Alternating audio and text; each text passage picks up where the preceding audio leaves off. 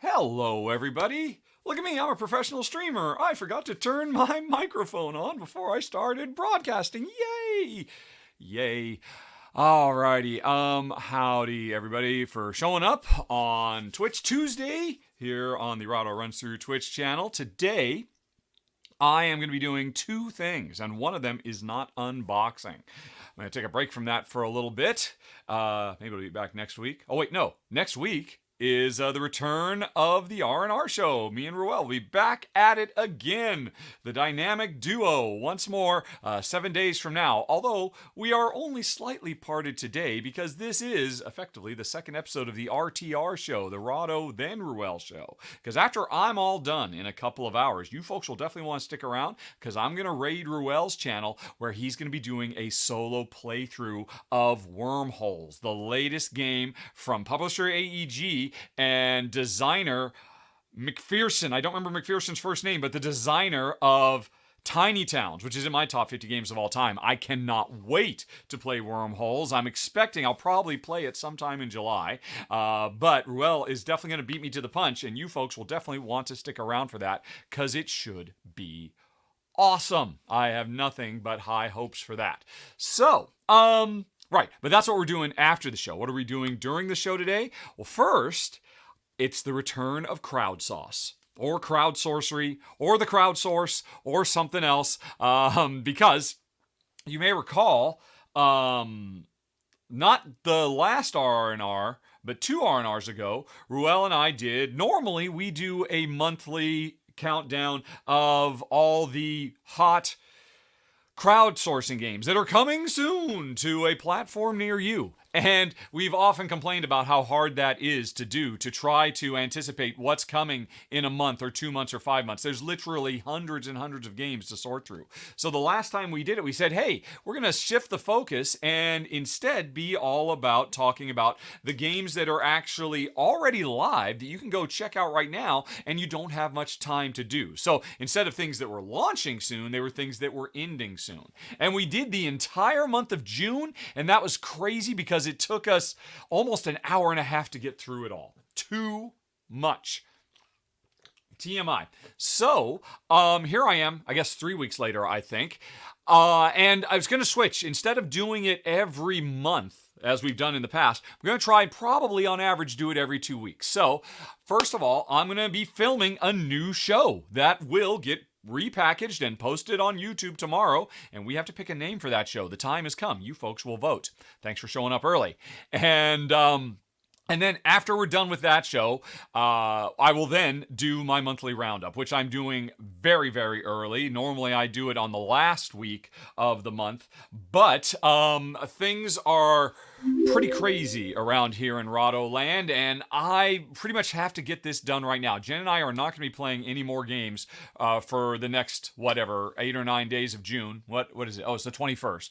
So we are not going to have time. Every day is scheduled out because of a bunch of ongoing kind of personal disaster stuff that we're having to deal with, which I really don't want to dwell on because it's very, very sad. So instead, I just want to focus on that. So since we're doing so early, I'm going to be doing the roundup very, very early. And then after we're done with Crowd Sauce and the monthly roundup, we will jump over to Ruel. Although, maybe we'll do some stuff because there are this or that's that have been requested. Maybe if there's some time, I'll do a little bit of this or that at the end. And there's been some other requests too. A game sommelier, the first request of a game sommelier, which is one of the things you can spend your points on down there in the chat, wherever it is, with your chat point, with your Rahdo points.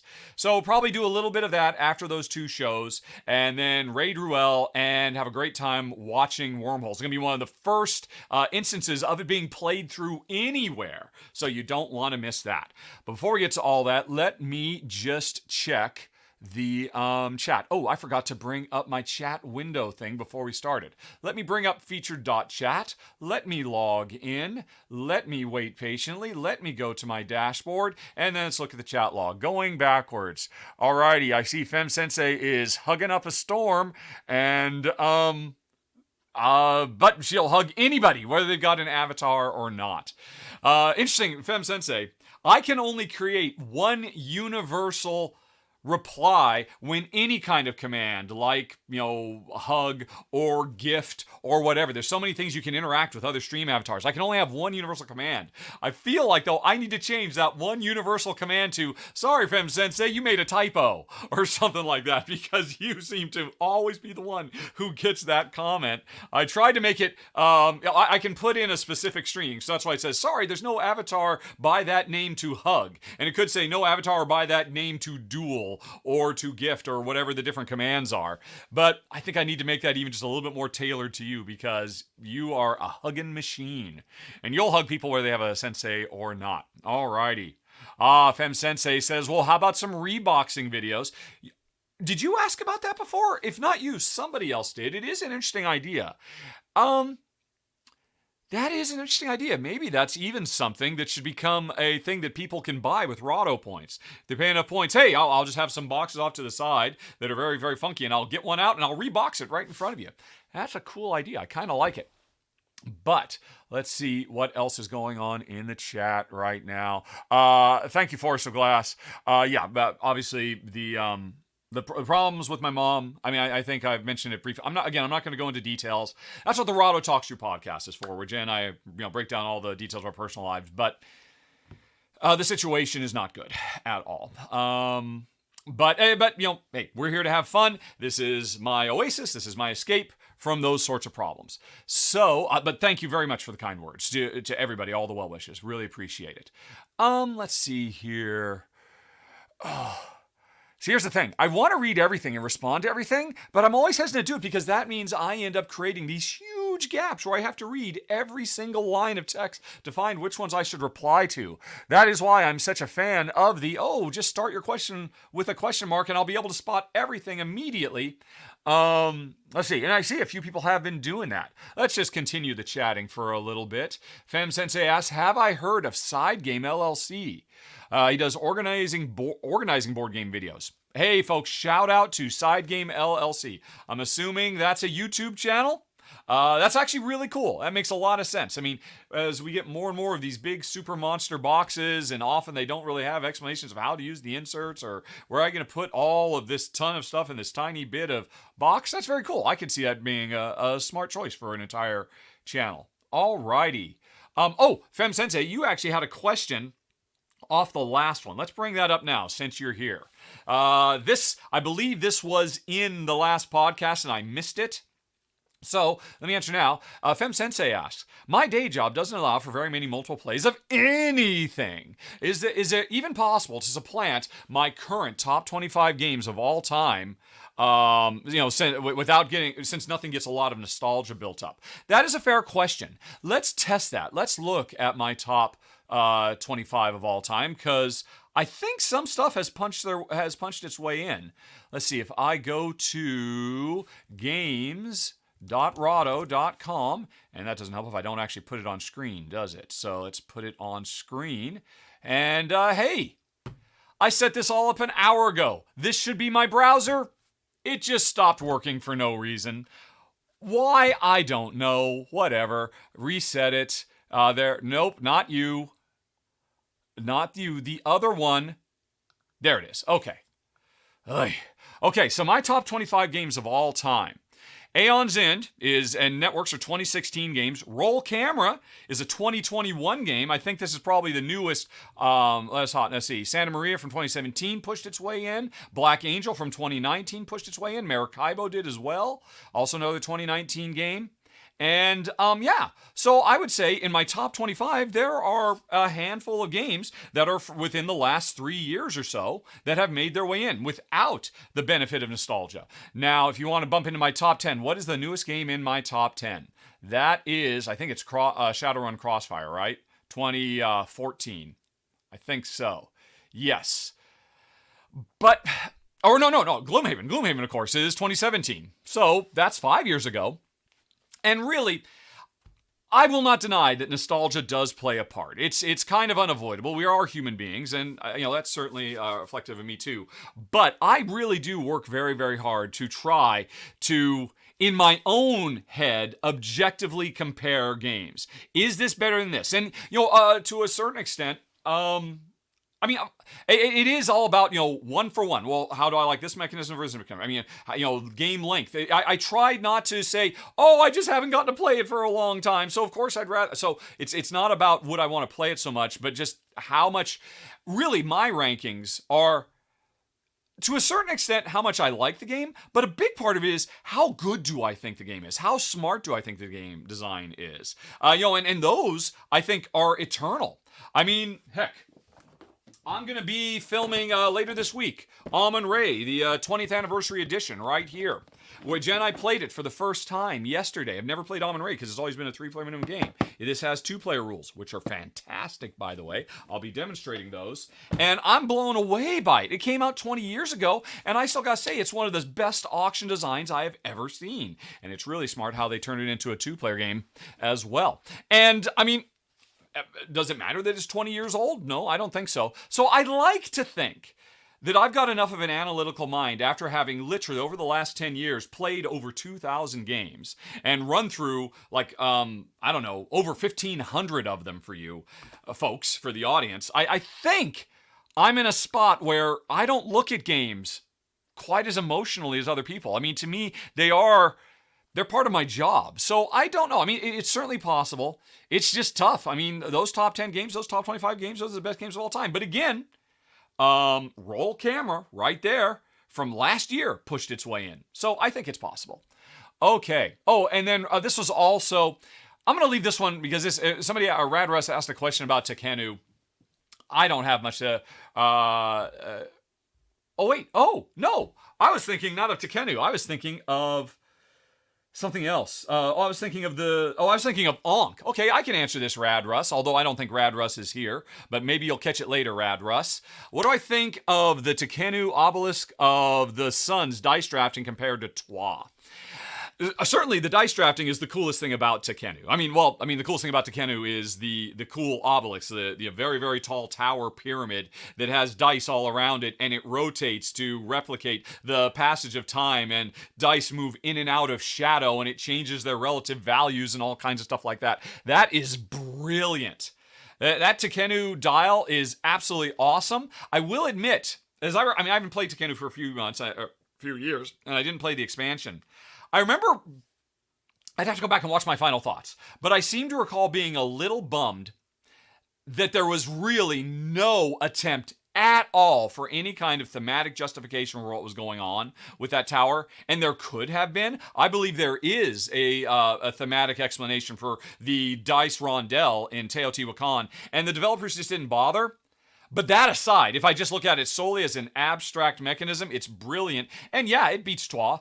Twa is great. Twa is just a straightforward dice drafter.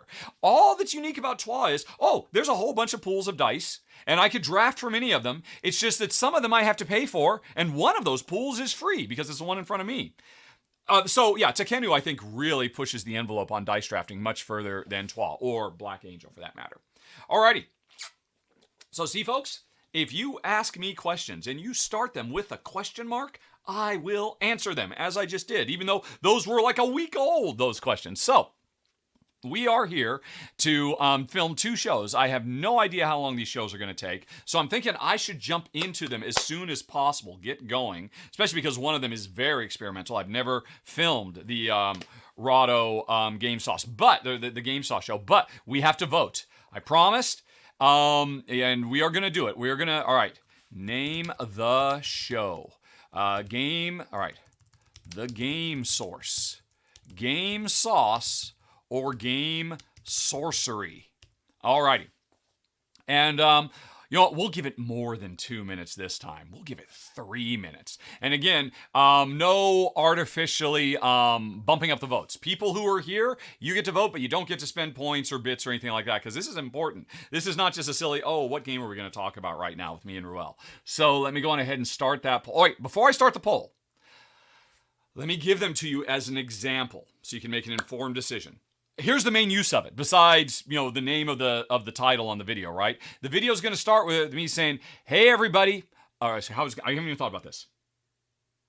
Hey, everybody. Welcome to the Game Source, where we are going to be talking about the best crowdfunding games that are going to be closing. No, it's not. It's not the Game Source. It's the Crowd Source. Oh, I thought that was wrong. The Crowd Source. All right, that's the name of the show. All right. Hey, everybody.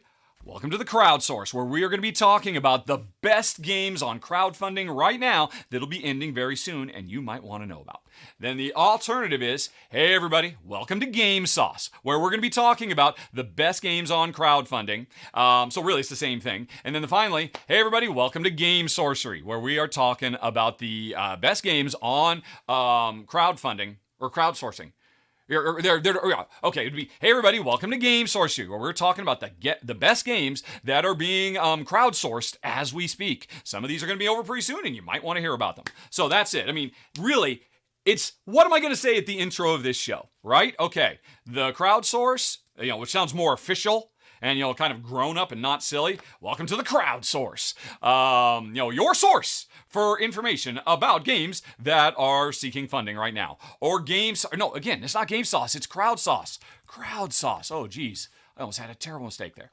Crowd Sorcery. Or welcome to Crowd Sauce, where we're talking about all the crowdfunding games that are going right now. That's why they didn't read right, because I put game instead of crowd. Alrighty, so, hey everybody, welcome to the Crowd Source, where we're going to be talking about all the crowdfunding games that are ending soon that you want to know about. Hey everybody, it's time for hey everybody, it's time for Crowd Sauce, where we're talking about crowdfunding games, all the ones that you want to know about. And everybody, it's that time again. Let's bring on some Crowd Sorcery, where we're talking about crowdfunding games. All right, so it's all pretty much the same. There's slight tweaks. They just have slightly different feels. And the poll begins now. You have 3 minutes to decide the fate of this channel forever. All Alrighty. And Kabuki Kid leaves right in the middle of voting. Kabuki, you break my heart. I guess Kabuki's cool with whatever. Alrighty. Bye though. I'm sure something important has come up. Alrighty. And I have not seen what anybody is chatting about as we have gone. Let's see. Oh, Crowd Sauce is getting no love. We were so close to naming it Crowd Sauce when somebody first suggested it. I'm really surprised Crowd Sorcery, but hey, it's kind of fantastical. I get it. I know Ruel prefers Crowd Source just because it feels official. It feels real. But honestly, I'm a silly person, so I'm totally cool with silliness. Crowd Sauce, I mean, and we were talking about Crowd Sauce. It's like all the things it lends it to. What's in the sauce this week, or there's cooking metaphors and whatnot. Although, heck, maybe it's not getting votes because people don't want to hear that. Crowd Sorcery seems to be taking the early lead, and I don't think there's going to be any big surprise come from behind because nobody can dump a bunch of channel points or bits into this voting. So we'll see how it goes, but it looks like the odds-on favorite, and I do this show for you folks. So ever since I started filming Rahdo Runs Through over a decade ago now, I have always driven as much of the show as possible based on audience feedback. So it's only appropriate that a new show should get named thusly. Alrighty. And of course, you can all talk amongst yourselves as well. Let's see here. Honestly, I'm torn. I can give one vote as well. And this time, it really makes a difference what I vote on, and I'm really torn. I do not know which way to go. I'm sure you folks are talking amongst yourselves as well. I'm going to get a drink of water. It seems like Crowd Sorcery is unassailable. Can you change your vote? Can you change your mind? Oh, you can. Look at that. So, just because you voted, we've still got a minute or left or so. So if somebody makes an impassioned plea for Crowd Sauce, maybe things will turn around because I didn't realize you could actually change your vote live dynamically. That is very, very cool. Exacting Vampire, I'm sorry. I know you've been saving up all those points for months, haven't you? But, to make it so, but, this time, I mean, I am very, very fond of the idea of long-time, really dedicated viewers getting really, big say. But this one, it just felt a bit cheesy to be decided by, a big points dump amongst like one or two folks who happen to show up. Hope you don't mind. Alrighty. Oh, and thanks for the good vibes, whoever it was that vibed me up there. And, hey Joel, first-time chatter. Alrighty. I have no idea, Joel, what a sealed second edition copy of Civilization from 1982 by Avalon Hill is. I have no idea. I do know how to find out, though. Let's see. But before we get to that, the crowd has spoken. It's Crowd Sorcery, folks.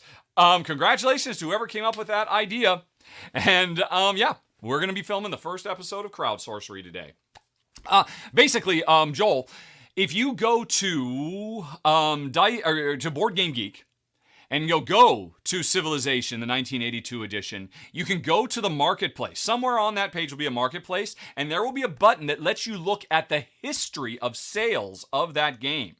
And you can actually look at the whole history going back decades, or as long as as long as Board Game Geek has been active. Anybody who has sold the game through Board Game Geek, all that data is there, and so you can get a good idea. Is it selling for 50 cents or $50 or $500? I don't know, but the information is there. You just got to go find it in the Board Game Geek marketplace. One of the many, many cool features of Board Game Geek. Alrighty.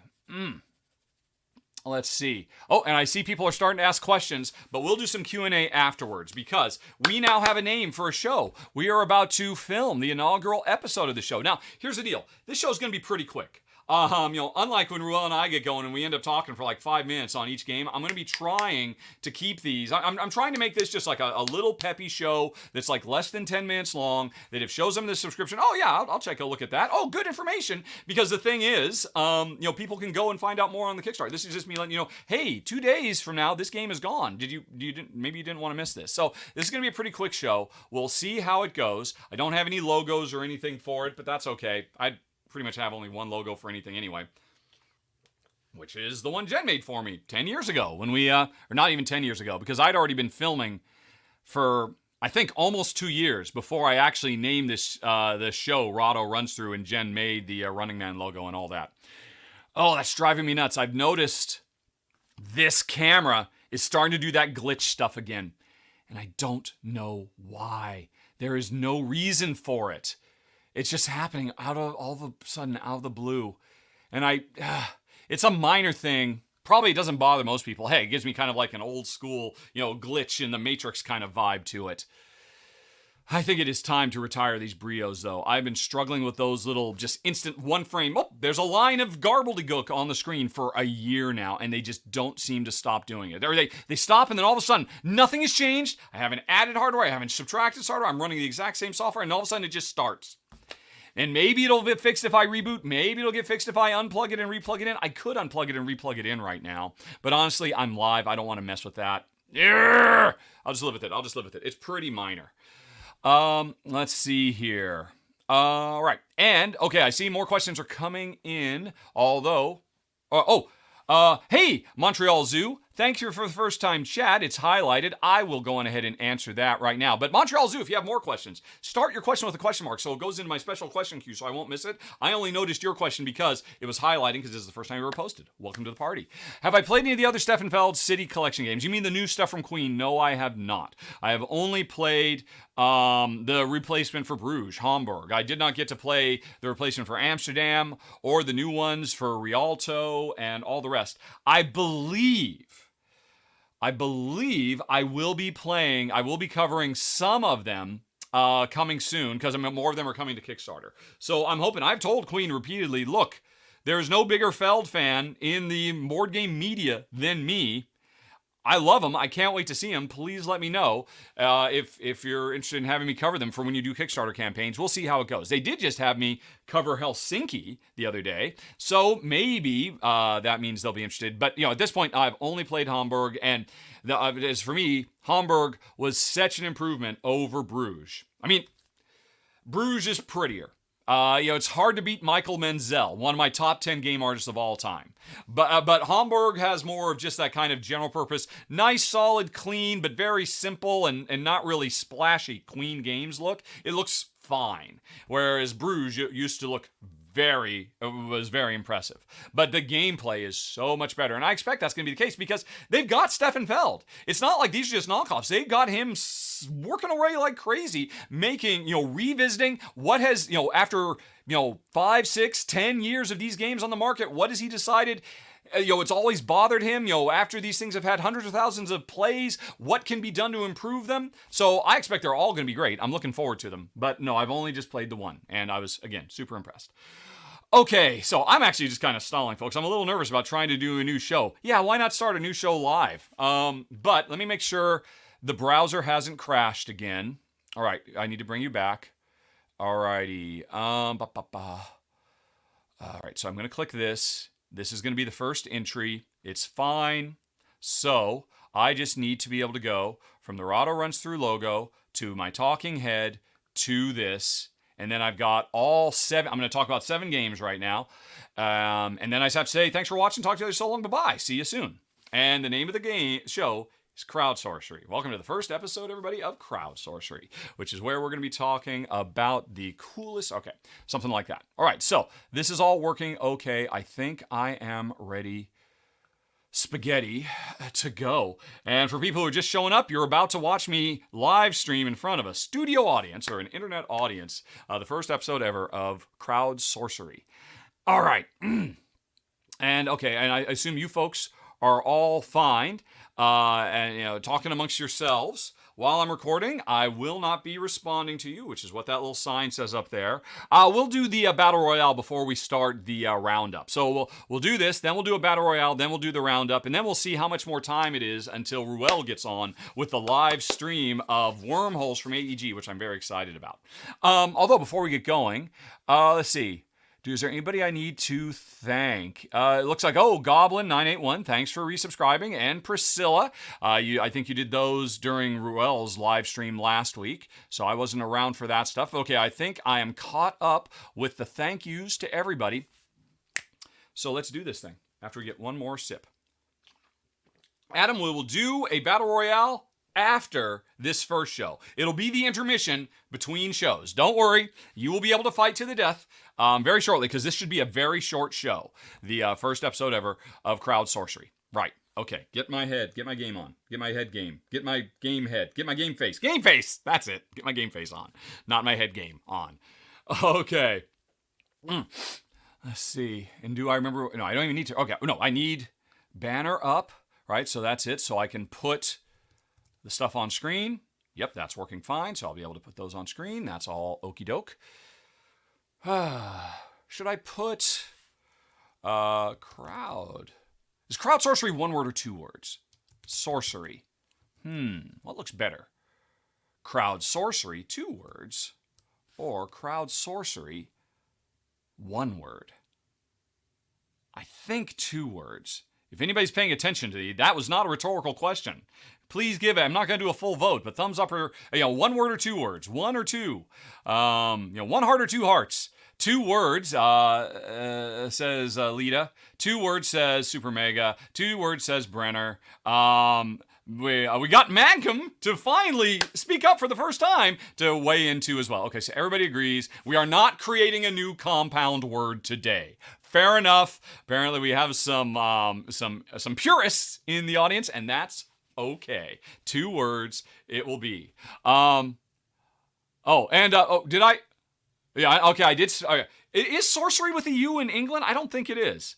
Actually, I do tend, because I lived in England for 8 years, I do tend to put the U in words where an American isn't supposed to, but I don't think it gets one here. Right. Oh, I see what you're saying, Brenner. Literally saying, it's as in the source, crowdsourced, but sorcery. What do you think about that? Here's the deal. I don't want this show to be hard to find if you're trying to do a search for it. A pun is a visual pun at that is probably not worth affecting my SEO, my search engine optimization. So I like it. That is pretty clever. But I think I'm just going to go with just regular sorcery, and we'll just let it be an audio and an auditory pun rather than a visual pun. Let's see. Oh, but Fem Sensei says no one's going to search for regular sorcery. Well, but nobody's going to search for a word that nobody even knows to type. If somebody remembers, what was that show, Rahdo? Somebody told me they should watch the Crowd Sorcery. They're going to spell it without a U. I'm pretty sure that's how anybody would spell it. Yeah.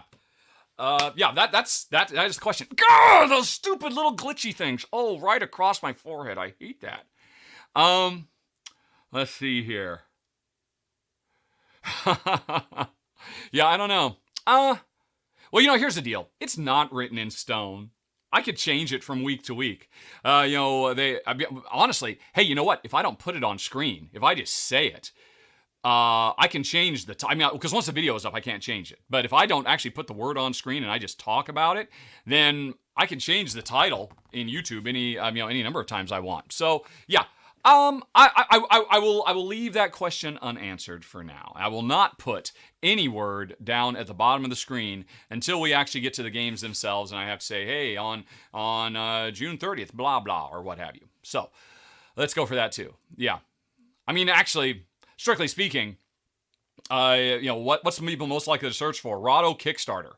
Or Rahdo Kickstarter show is what people will search for, which means I really should be putting kick, it should be or kickstarted or something like that. But I do not want to dismiss GameFound, which of course is growing in popularity, and I think that's great that there's competition for Kickstarter. And I guess there's a third one starting now. I think I saw somewhere the other day, BackerKit, is that right? BackerKit is starting their own board game, crowdfunding. So, Cassandra.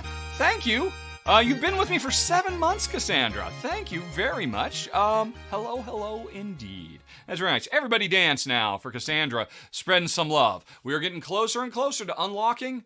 What kind of video is it, folks? In the old days, it would have been an RVR, but it could be an RnR. It could be a run-through. It could be a top 10. You folks will choose when we get enough subscribers. And that will be a bonus episode that will be streamed live here.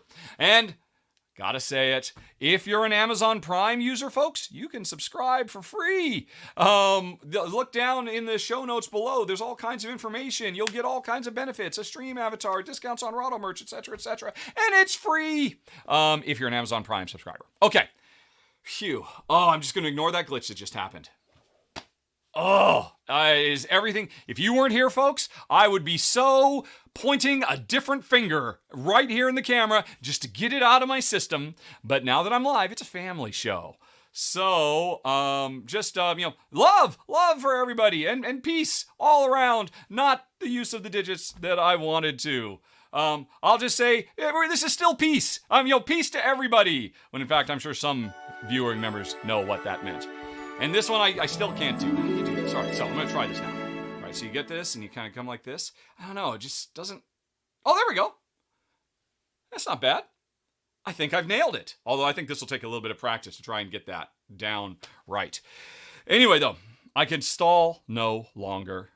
I'm going to ignore those glitches because I think I'm the only person in the world who cares. And we just got to get this show on the road. Party on, dudes. I think I would fit in with your family gatherings just fine, I must say. Okay, so let's do this thing. I'm trying to sound like an action hero now.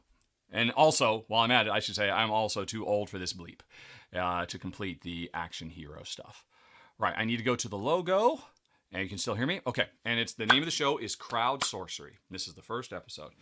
And we're going to talk about 7 games that are going to be ending soon. And I might flub all of this, and you might have to watch me do it 2 or 3 times, because I don't have any kind of patter just down yet for this. Oh, Fem Sensei, you are the best. You're an action hero, too. You're, Queen Hugs a Lot. Not the best action hero name, I'm afraid. Okay, let's do it. Okay, go. It's go time. Which button am I pushing? I'm pushing this one, and then that one. Okay. Hey everybody, welcome to the very first episode of Crowd Sorcery, which is a new show I'm going to be putting out every few weeks as I move through the year. And I'm going to be looking at crowdfunding games on Kickstarter, on GameFound, who knows, maybe later on BackerKit, depending on how that goes, that are close to ending. And so I've spent this morning a few hours looking through games that are going to be closing down their campaigns in the next 2 weeks. And the ones that really spoke to me, that really jumped out, I'm going to spend a few minutes letting you know. Some of these I've played, some of them I've only know from watching other people's videos, but I think they are all worth your time to take a look at. And in all of these cases, you do not have much time to check them out. Now, there will be links for all of these crowdfunding pages down there in the show notes. So, I think that's all I've got to say. So, let us begin the inaugural episode, the first episode of Crowd Sorcery, talking about a game that I love so very much, Aeon's End. And Aeon's End, past and future, has, at the moment I'm recording this, 67 hours left if you want to get on board and back. And I have talked about my love for Aeon's End, which is a cooperative deck-building fantasy adventure game, so many times over the years. It is literally one of the best adventure co-op card games there's ever been. Maybe even the best. Certainly in a fantasy setting. And I'm always excited to see what they come up with new. And with this new one, it has, if I recall correctly, well, it comes with a bunch of new playable characters, a bunch of new bosses, but what's really cool about it is that it comes up with completely new ways that change the fundamental nature of how the card market works in this deck building game. You can now put cards on layaway that are too expensive and you can pay the rest of them later, or your teammates can. You can actually watch cards morph from one to another in the middle of a game. And then on top of that, this has got to be, I would say, the most important narrative chapters, because there's a big storyline where we go deep into the past of Aeon's End and far into the future as well. And I absolutely love it. I've always been a huge fan of Aeon's End, and you can check out Past and Future. Then we've got Fluffy Frontier. And I have not played this one at all. I'm mostly just going by an excellent run-through that Heavy Cardboard, Edward, and his gang did. I was watching that this morning, and I was really, really intrigued by this game. And do not be fooled by the cute look of it. It looks like cats in space. But the storyline is, it turns out cats are really the secret power behind NASA and pretty much every country's space station, or space, what do you call it? NASA and the other things. I can't think of the word now. But anyway, is behind all of that. And none of that matters. This could have been played straight, where it's just, the U.S. and Japan and other countries, or you're playing as cats. The important thing is, Halley's Comet is coming. We've launched a group mission to the comet to land, take samples, and do scientific experiments. And it just so happens that we're all playing as cats instead of actual countries, because we're the power behind the power. Anyway, though, the important thing is, from a gameplay point of view, this is a simultaneous secret programming game where every round we discover more and more of the comet surface. It gets bigger and bigger, and we have more things to explore and discover, but we're all on the same lander, and we are taking turns controlling it and driving it around on the comet.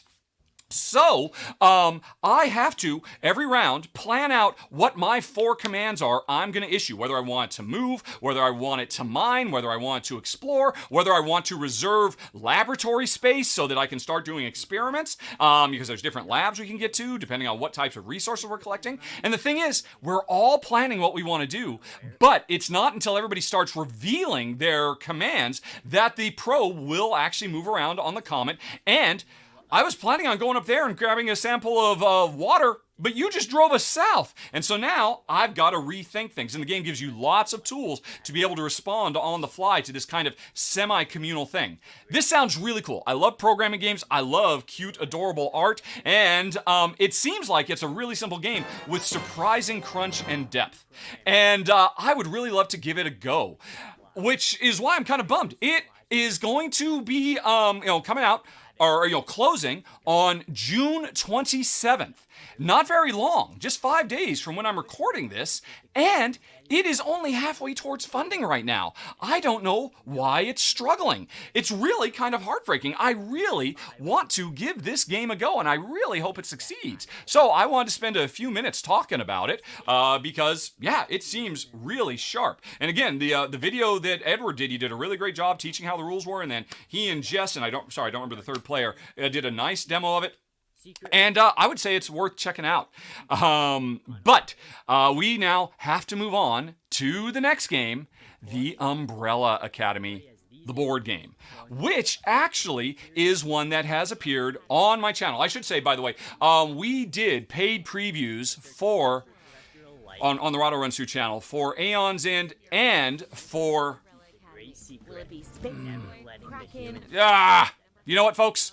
I'm starting over. This is what... Alrighty. Ugh, I am unhappy with this. I spent way too long on that. And I don't want to have to edit this after the fact. So I'm sorry. You're going to have to watch those first few minutes again, but I'm going to try to be a little bit more punchy. Yikes. Hey, you're going to see the behind-the-scenes stuff. Sometimes the first take of a show doesn't work out as well. I mean, I'm kind of torn, too. Because, and geez, Louise, I need to turn these off, don't I? I totally forgot. I did not mute the browser. Okay, so I need to mute the browser. So, yeah, where is that? Boom. Mute browser. Mute! Why are you not muting? Why are you acting as if I'm right-clicking? Oh, I'm pushing the wrong thing. There we go. All right, so the browser is muted. So, spoiler alert, folks, you know what the first 3 are. You actually know what the fourth one is because I accidentally screwed up. I was screwing up putting the stuff down at the bottom of the screen completely. I forgot. So that kind of flummoxed me when I realized halfway through the second one that I forgot to put the first one on.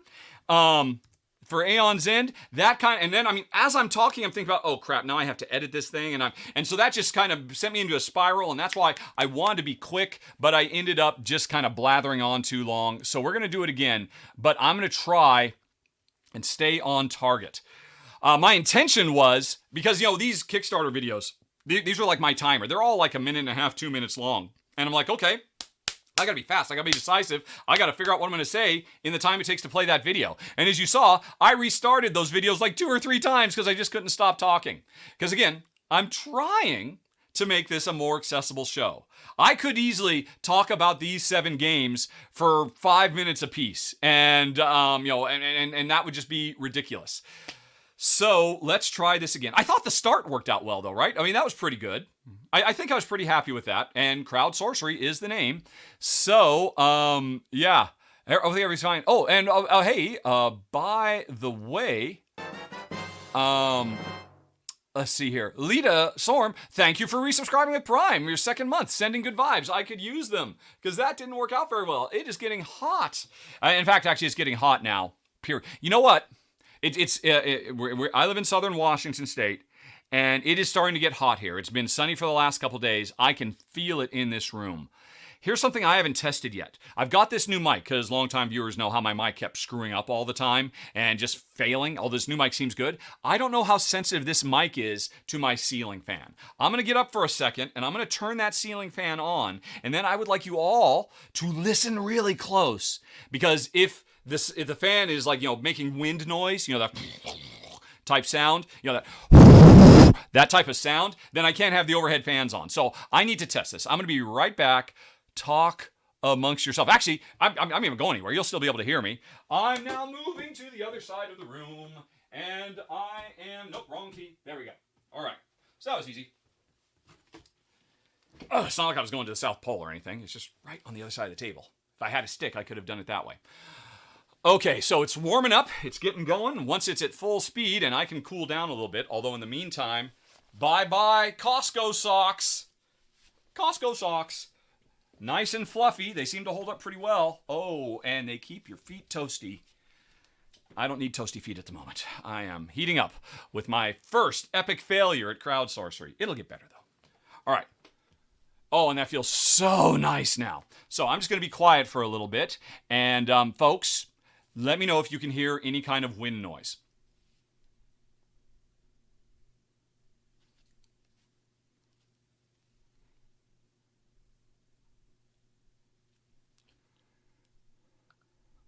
What do you think? Okay, Fem Sensei says nothing. I don't hear anything. I have like a little, audio visualizer, and I can see there is noise. If I stop, I can see it is going a little bit, but I think that's well below, unless you literally super cranked it. So that, Denoga apparently has bat ears and can hear it very slightly, but it looks like everybody else is fine. So I'm going to go with it because, this feels so much better. I mean, I was literally, I was getting super sweaty here. And sweat doesn't do much good if there's not a cooling breeze. Otherwise, it's just a waste of fluids. Okay. All right. Yeah, thank you, Adam. Thank you, AG Fox. Thanks, everybody. Yep, it looks good. Hey, you know what? Since I'm restarting, I am literally just going to unplug this camera and plug it back in, because this is driving me nuts. It seems like it's starting to pick it up a little bit more. So, come here, you. Come on. There we go. It'll go dead for a sec, or it'll just pause for a second. You won't even be able to tell because there's nothing on screen. Then I plug it back in, firmly seated, and then I come back, and you will not see me because, of course, the camera has crashed now. And so what do I need to do? Where is the camera? I need to go, what is the camera called? It is called, there we go, face camera. So I need to go into properties, and then I need to deactivate it. At which point we should go black, right? And then I should activate it. Oh, see, I'm flying too close to the sun. I'm really messing with stuff now, and it is not coming back. Oh, I knew I shouldn't have done it. All right, so, right, deactivate. Right, okay, which means you should go black, but you're not going black. Why is that? Am I deactivating the wrong thing? Face camera. Let's go to, is it right? So the RtR face camera. Oh, I shouldn't have done this. I knew better. Didn't I warn my future self? Don't do this. Don't be an idiot. All right. What if I switched to a different camera completely? Oh my gosh. I don't think I've ever tried this live. I think Streamlabs will not let me make any kind of significant hardware style change while I'm live. I think that is what is happening here. Because I've never actually tried to do this. I mean, regular OBS lets you change things while you're doing stuff. Wow, I have messed everything up. I knew I shouldn't have done this. Right, is the overhead camera fine? Yep. Is the green screen's off too, but I think I turned that off a while ago. Oh no. Oh, I've messed everything up. I've made such a terrible mistake. But I feel like I've turned... Okay, let me see if I can enable the greens. Right. By the way, I'm going to go quiet for a second here, folks, when I go to the green screen. Just a second.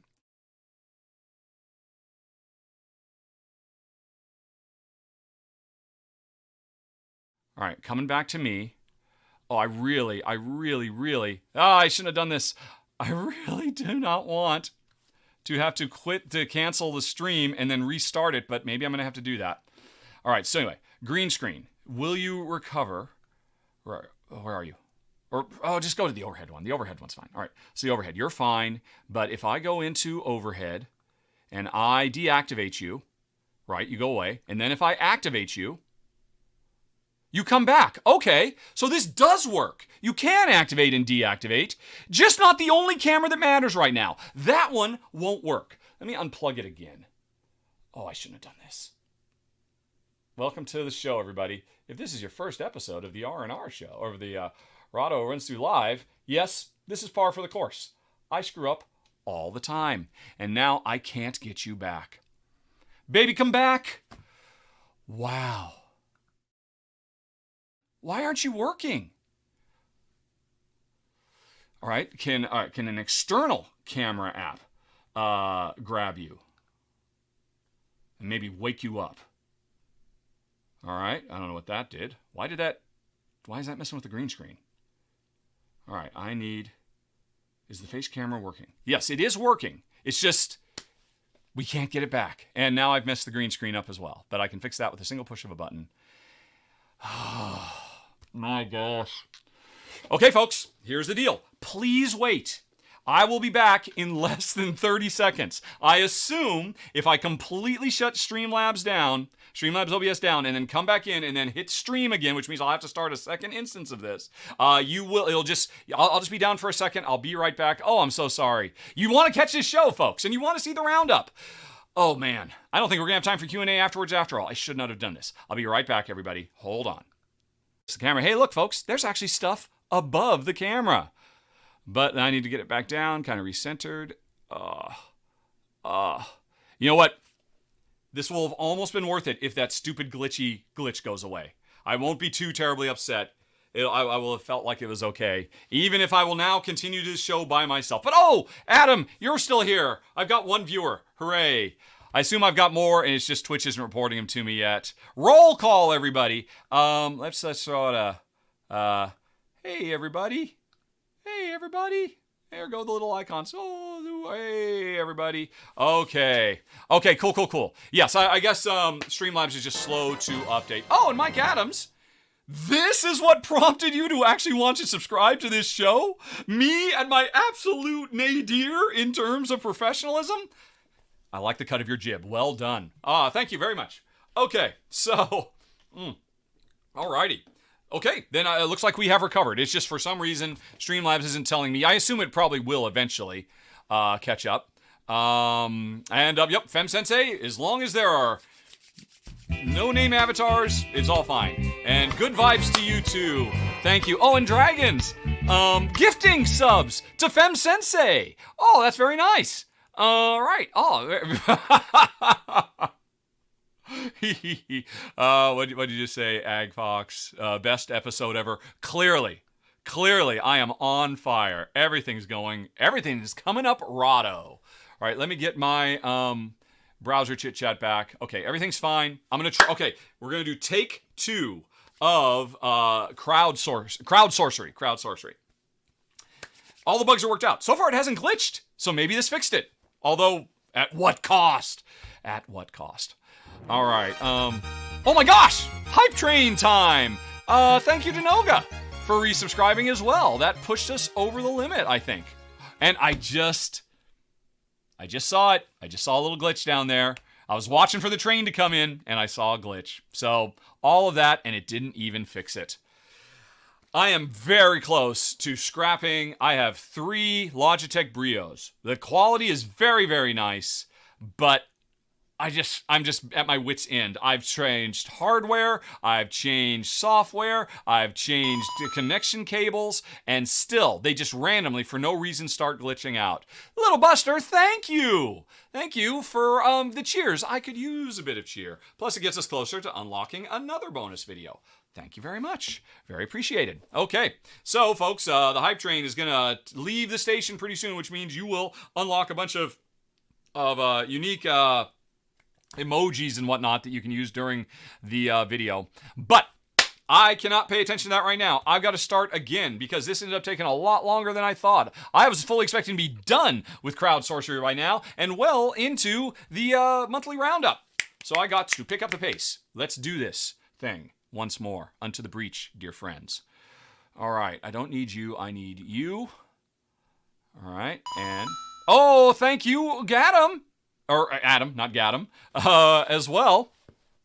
Keeping that hype train going. There's a seat in that train for everybody if you want to subscribe or... Whoa!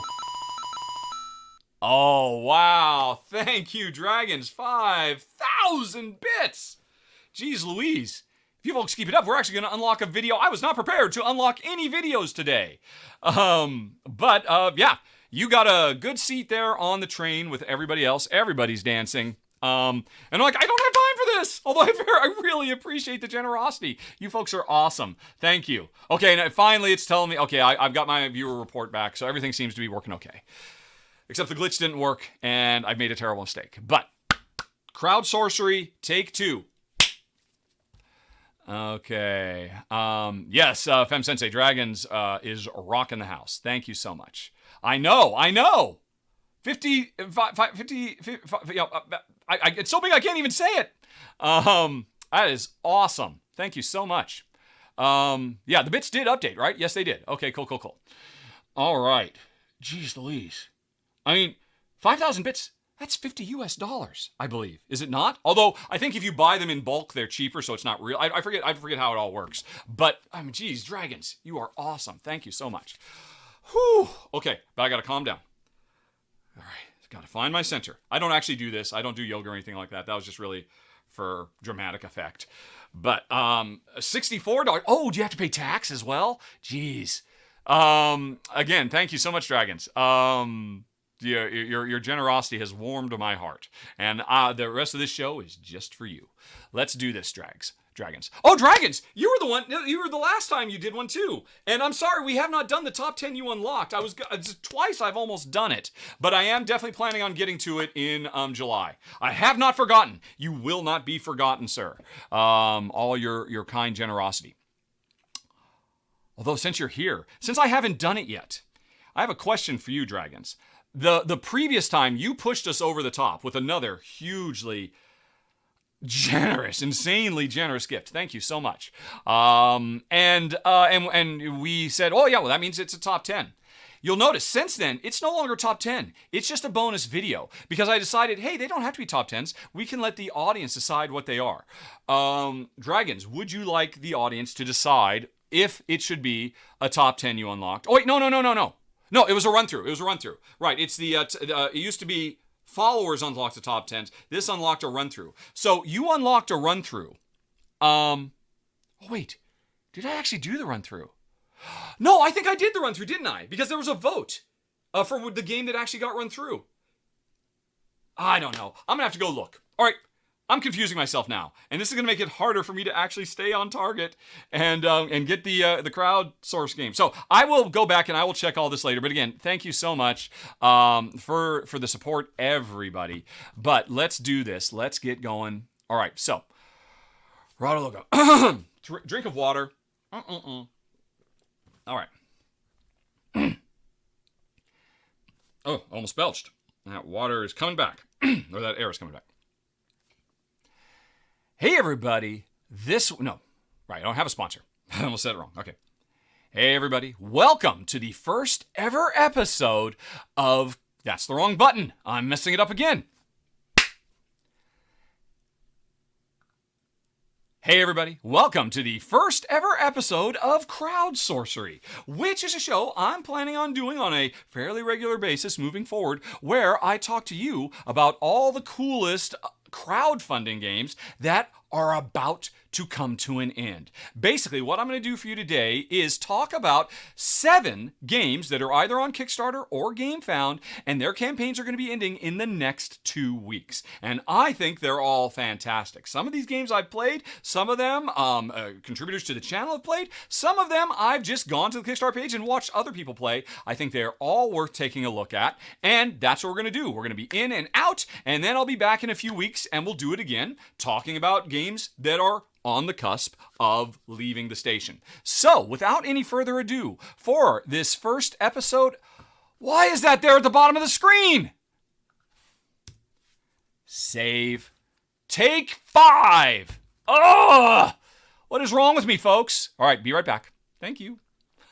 Wrong button! All right. Hey everybody, welcome to the first ever episode of Crowd Sorcery, which is a new show I plan on doing every once in a while, probably a couple of times a month moving forward. And what I want to do is talk about all the coolest crowdfunding games that I have found that are about to come to a close. Yes, I'm about to list for you 7 really crackerjack games. Some of them I played, some of them other contributors to the channel played, some I haven't played at all. I've just checked out the page and watched other people's videos. I think they are all very interesting, and all of them are going to be coming to a close within the next 2 weeks, so there's not much time to get on board with these crowdfunding games. And that's what this Crowd Sorcery show is all about. I'm going to try to be in and out, just get the facts, ma'am, and down in the show notes, there will be a link to every one of the either Kickstarter or GameFound pages so you can read up a little bit more about the games and see if they'd be right for you.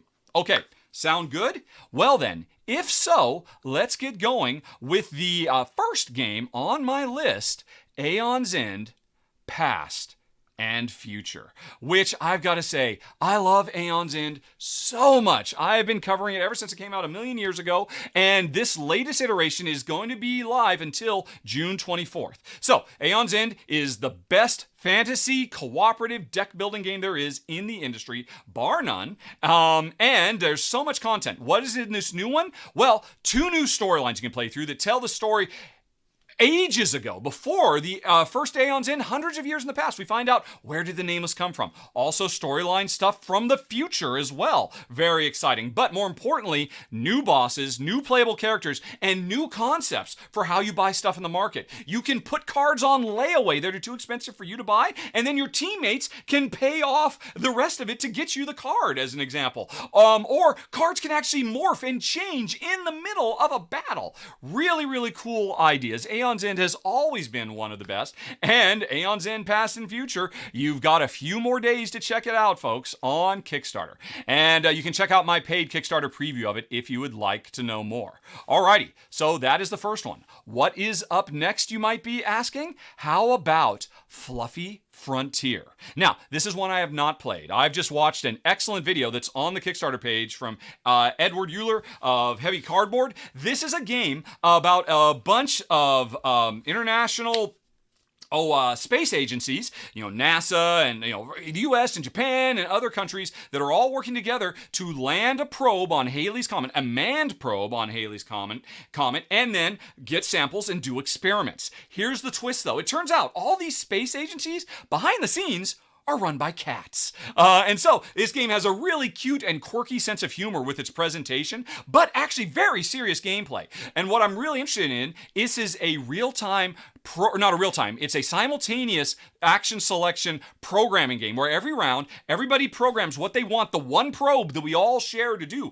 driving around on Halley's Comet, making discoveries, getting samples, and we all reveal at the same time what it's going to do. And so I might have the perfect plan I programmed in until you mess my plan up. And so I have to anticipate where you're going, and the game gives you lots of tools to respond on the fly as the probe suddenly is on the west side of the plateau instead of the east side. And what can I do to fix that? It looks really clever. For higher player counts, there's a lot of trade. For lower player counts, I think it would work because you can really anticipate what your opponent's going to do. And I'm bummed, only 5 days left. It closes on the 29th, and it is yet to fund. So definitely check out Fluffy Frontier. Okay, then let's move on to the Umbrella Academy, the board game, which is on GameFound right now. And this was another paid crowdfunding preview. Kimberly did great coverage of it. And this is a cooperative game based on the Umbrella Academy comic books. It looks really great. I love the Mike Mignola. Is that right? I think that's his art, and he's the writer, creator of the original series. I'm more familiar with the Netflix show, but this is more for the comic fans. But more importantly, it's for co-op fans who love the gameplay stylings of something like Pandemic, right? right? There's lots of fires. You're running all over the place, using special powers, working collaboratively, racing against the clock to save the day. This game does a few very interesting things, though. One is the fact that we're all part of a big dysfunctional family, and a lot of the cards we end up in our hands, because we drive everything with the cards in our hands, are basically family squabbles. It'll come up at the worst time that we have to deal with. But more, that was where it pulled me in originally. I was really intrigued by that. But after I watched Kimberly's video, what's really intriguing about this is every time you set up the board, there are random hotspots, problems you have to solve, but also opportunities that you can go and get reinforcements. And as you travel around the board, you're having to decide, well, am I gonna take a detour to get this bonus out of the library, or am I gonna go right to the moon and fight the problem that's up there? But what's even more interesting, after you clear those things out, there are basic powers that if you visit a place where you've already cleared out the problem, you become more powerful too. But then new problems will show up there. So imagine a game like Pandemic where the board is incredibly dynamic, constantly changing, not just putting more cubes out, but putting new story events. And sometimes they're good, sometimes they're bad, and you're constantly adjusting on the fly to come up with the best overall strategy to win the day. It seems very, very clever. I was really impressed by Kim's video. You've got, when is it closed? This one is closing on June 29th, so you've got a little bit more time to go check it out, just over a week. That is the Umbrella Academy, the board game. Okay, let's go on to a game that is closing on the 30th of June, First in Flight. And now, I have played this myself. I did a Kickstarter preview for it, so you folks can check that out on my channel. But let me just tell you, oh my gosh, this is great. This is about the early days of aviation. It says, well, what if it wasn't Wilbur and Orville Wright who did that first flight at Kitty Hawk, first motorized air flight for 36 meters? What if it was one of the other famous early aviators who did it? Everybody gets their own real historical person, and there's a wide variety, lots of really cool representation in this game. The history of some of these people is so fascinating. I was really watching history come alive as I was playing it. But we are all racing to deck build a deck that represents our flying machine. And we're trying to tune it, get the bugs out of it, trying to play on our experience so that we can get more cards. And when we eventually launch test flights, it's a push your luck minigame where you can keep drawing more and more cards, but there's bad cards in there that can cause you to crash. And if you can actually do a test flight, even a short one, without crashing, you get huge benefits. But if you do crash, there's a benefit as well, because that means you discovered the flaws and you can get them out of your deck so they won't bother you in future test flights. So the deck building is great. The push your luck is great, but then it's also a time track game, and a really well implemented one. Probably the best implemented one I've seen since Glenn Moore. So that's fantastic too. 3 great game mechanisms I absolutely love, all coming together in a game just steeped in history, so full of information. I was very, very impressed by First in Flight, and you have until June 30th to check it out, folks, if you'd like to know more. Okay, then let's move on to the next one on July 1st. Is it Septima or Septima is going to be shutting down. Now, this is another one that was covered on the channel, this time by Kimberly. She did a great Kickstarter paid preview for it, and this is from publisher Mindclash Games. They are known for incredibly dense, heavy, complex Euros. And this one is a dense, heavy, complex Euro about running your own witch's coven. And, brewing potions, healing people, changing into animal familiars. So it's very fantastical. But it also has more than a passing nod to real history, because there are witch hunters. And every time you do really big bonus-laden activities and get really big turns, the witch hunters catch wind of it and start chasing you down. And so you always have this interesting tension. You want to do small, little, inconsequential turns so the hunters aren't catching up with you. But it's all about synergy. Septima is the head witch, and every round she's going to have specific activities that if you do those types of activities, you'll get big bonuses because you're in sync with her, and that's what draws the ire of the hunters. But you can also be in sync with your fellow players, because everybody every round picks one card and reveals them simultaneously. So if I really want to do something big and I can anticipate what you're going to do, then we can both get the bonuses, and maybe that'll be a bigger scare for you because you're closer to the witch hunters than I am. So there's a lot of really interesting stuff going on. It's a really good looking game. like all of Mind Clash games. They say that this is not as big and heavy as complex as previous Mind Clash games, but I don't know. Watch Kim's video for yourself, folks. I was very impressed. There's a lot going on. It's a big game, and it's already at $500,000 raised, and you've got 9 days left. It closes on July 1st. That's September. Or Septima. Okay, we're not done yet though, folks. I've got 2 more to talk about. Also closing on July 1st is Skyrise, a game of auctioning and artistic egos. Kim covered this one for the channel as well. I just made that video live this morning, and it is fantastic. This is a game set in a future, imagined future, where we live in the sky on floating islands with dirigibles, so it's kind of a steampunky thing. But humanity has reached its post-scarcity future. Everybody's needs are met, and now, as a species, we focus on artistic endeavors, and just everything is about increasing mankind. Just the quality of life for everybody. That's the setting. I love that. It's beautiful, but put that aside. Oh my gosh, this game is beautiful too, and it's so smart. This has got to be one of the most innovative auction games I have ever seen, because we are bidding higher and higher. In a standard, you bid 12, I bid 15, you bid 23, I bid 62, whatever. We are bidding to get the right to build buildings, as odes to various and sundry artistic endeavors of mankind.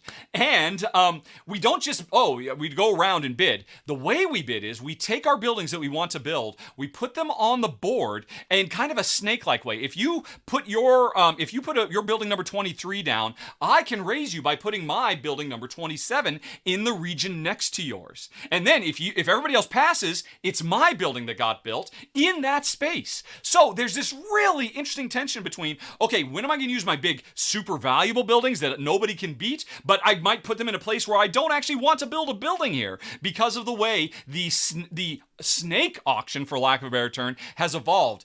Watch Kim's video, folks. It's quite unlike anything I've ever seen before. The closest I can think of is maybe a little bit kind of like Goa, but that's drafting, not auction. Such a smart game, and a stunningly gorgeous game too. It's almost at 300,000. And with good reason. The gameplay is sharp. The presentation is amazing. It's from one of the designers as Jaipur, one of my favorite 2-player games of all time, and definitely worth checking out. You have until July 1st to check out Skyrise, everybody. And then we've got one more game to talk about. Bot Factory from Eagle Griffin Games and Vita Lizarda and Joao Martins. This game is all about players working in a robot assembly factory. We're trying to build cute little cartoony robots.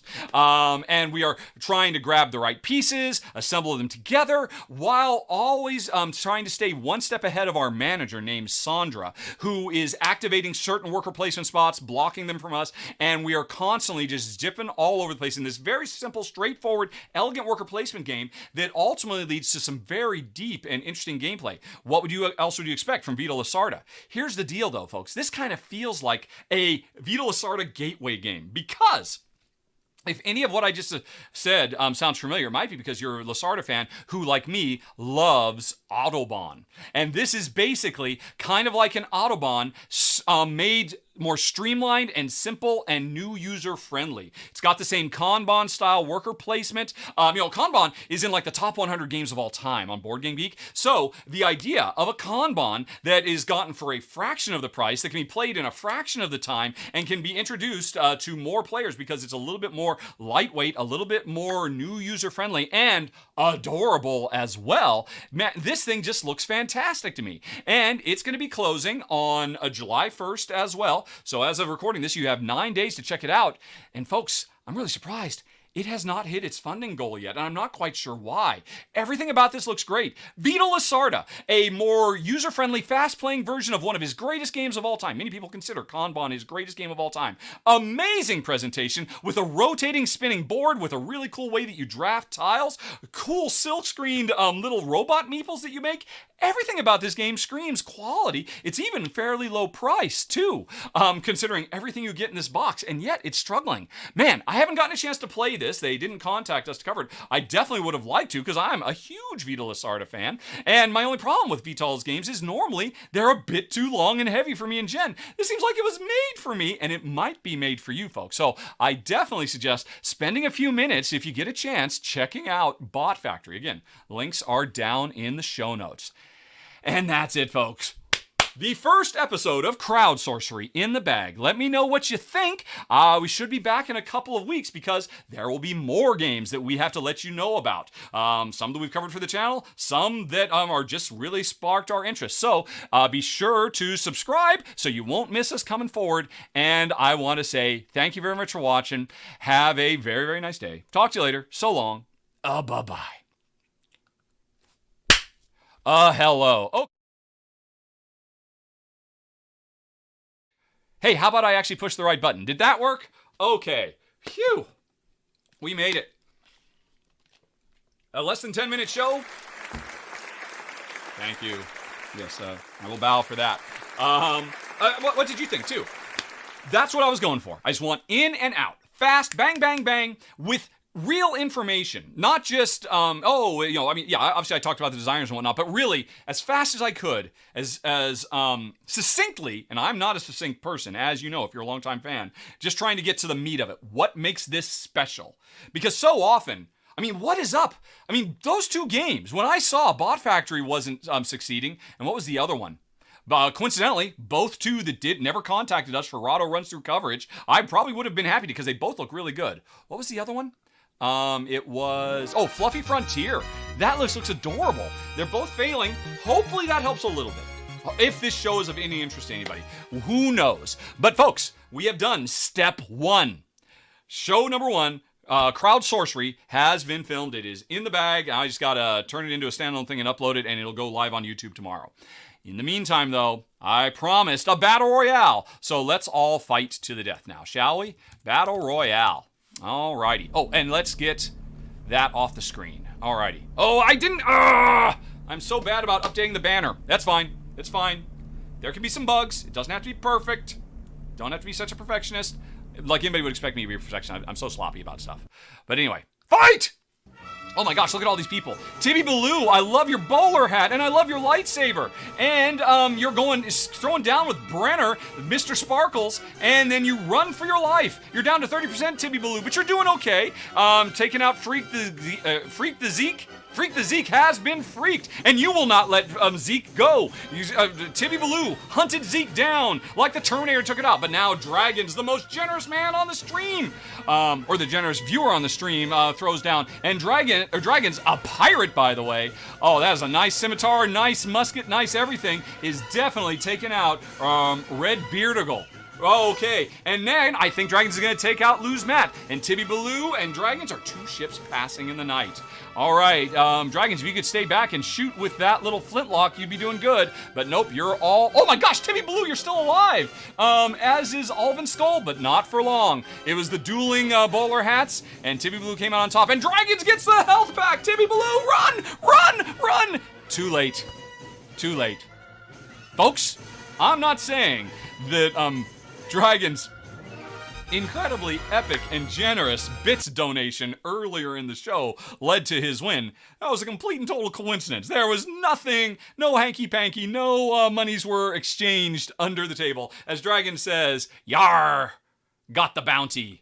Aye, matey, the loot is yours." Well played, well played. Okay, that was fun. Okay, cool. Yay. Alrighty, so now... I'm only halfway done, folks. I gotta do my roundup, and oh my gosh, it's 1:16, and I told Ruel we'd be done at 2. So, let me get the other browser set up. This is a different browser view. So, okay, I don't need you anymore. I need to repoint to the other browser I set up before I went live. Here we go, I think. Is that right? All right, where is the other browser? All right. Hey, it's, okay, so, fine.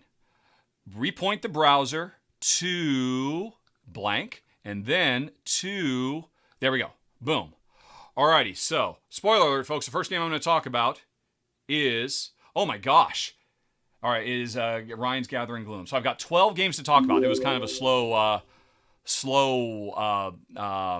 month for playing games because of ongoing issues that I'm really not going to dwell on today because we're having fun. We're having fun. Oh, and let me take that off the screen.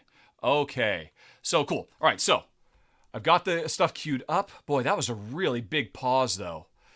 Let's see here. Tell you what, let's come back to the talking head. Let me just make sure every tab is loaded in memory because I don't want to be waiting 2 or 3 seconds for every single one of the load. And they are all taking, I don't know why, 2 or 3 seconds to load. This is ridiculous. It's okay. I just need to queue them up. And, because I did all this prep before we started filming today. Oh, let's see, we can turn off the warning. And I hit F12. Alrighty. And let's see. There we go. There we go. There we go. Don't need you. Okay. Poor Fem Sensei, as you say, you're a hugger, not a fighter. It's keep at it, kid.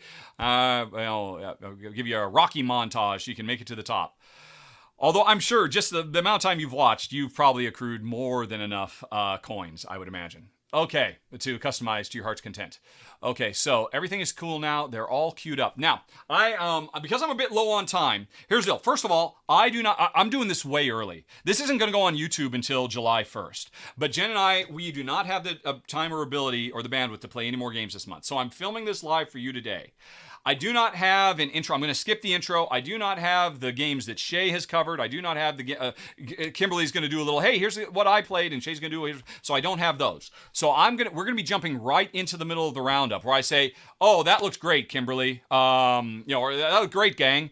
I'll probably say it's Shay and Kimberly, and I'll ask Kimberly to say, hey, thanks, Shay, so we can make that clear. I'll say, oh, you two are fantastic, but it's more than just Shay and Kimberly. We've got other contributors. For example, Ruel did a run through this month, and then it'll be what he played. And Ryan did another great rules run through what he played. And now, folks, let's talk about the top 10 games Jen and I played. And I will have explained why I was only 10 at the beginning. And I'm going to ignore that glitch. I saw you, glitch. Oh, I hate you. Oh, I hate you so much. Wrong finger, but you know what I mean. Okay. So, that's cool. Right, now this should be easier because I've done this 1,000 times. I should be able to do this in one take. How many times have I done the monthly roundup? I feel like I've been doing it for, 4 years now, I guess? Something like that? So, who knows? I probably should figure that out. Maybe this is an anniversary episode. Who knows? But again, I'm not filming my intro right now, so I can worry about that later. Okay, let me just check to make sure everything is fine. Okay. All right, I see still only one question in the question queue. That's okay. We might run out of time. I've only got 40 minutes to record this, but I've only got 10 games, so I think it should be done. And maybe if you don't have any questions, folks, which again, you can add to the question queue by starting your question with a question mark. When we're done, we will do some of the unlocks. We have some this or that's that have been unlocked. We have a game sommelier. We'll do that after this. But first, I've got to turn the warning back on that I'm not, doing back and forth stuff. Longtime listeners, if something goes wrong, hit me with a, hey, listen sticker so that I can look over in the chat and see what has gone wrong because I've got to get recording because Ruel's ready to go at 2. Folks, you'll definitely want to stick around because after we're done, I'm going to raid Ruel Gaviola, my partner in crime, and he is going to do one of the first run-throughs anywhere of Wormholes, the latest game from publisher AEG, and I think it's designer Tim McPherson, the designer of Tiny Towns, which is in my top 50 games of all time. So I'm very excited about seeing Wormholes myself. So you definitely want to stick around. You don't want to miss that. But now we're going to talk about some games that were played. Okay. And I'm going to start this after Shay went and then Kim went. And I'm going to say, thanks, Shay and Kim. You are amazing. Those are some fantastic games. But it wasn't just them, folks. Ruel played as well. Okay, that's what I'm going to do. That's where we're going to start. Okay, then let's get his thing on screen. How are we going to do that? No, okay. You know what? Oh, I can come back here. That makes sense. After them talking, I will transition back to this full screen. So I'll talk full screen. Thanks, Kim, but we're not done. And then I'll go to Ruel. So let me get Ruel's thing on screen. That should be fine. Okay. Need to mark the start spot. Need to not have this thing fall out of my ear. Why is it falling out of my ear? All right, let me wrap it up around my leg, which is, I should not move my leg. I realized my leg was asleep. Oh, all the needles, all the pins.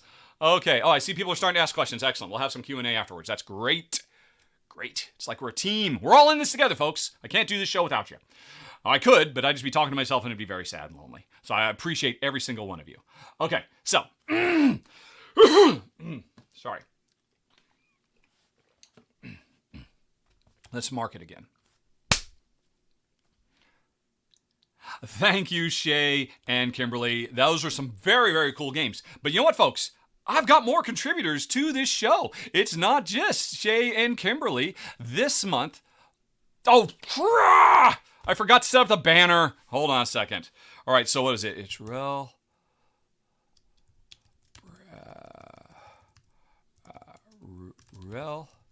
Brett.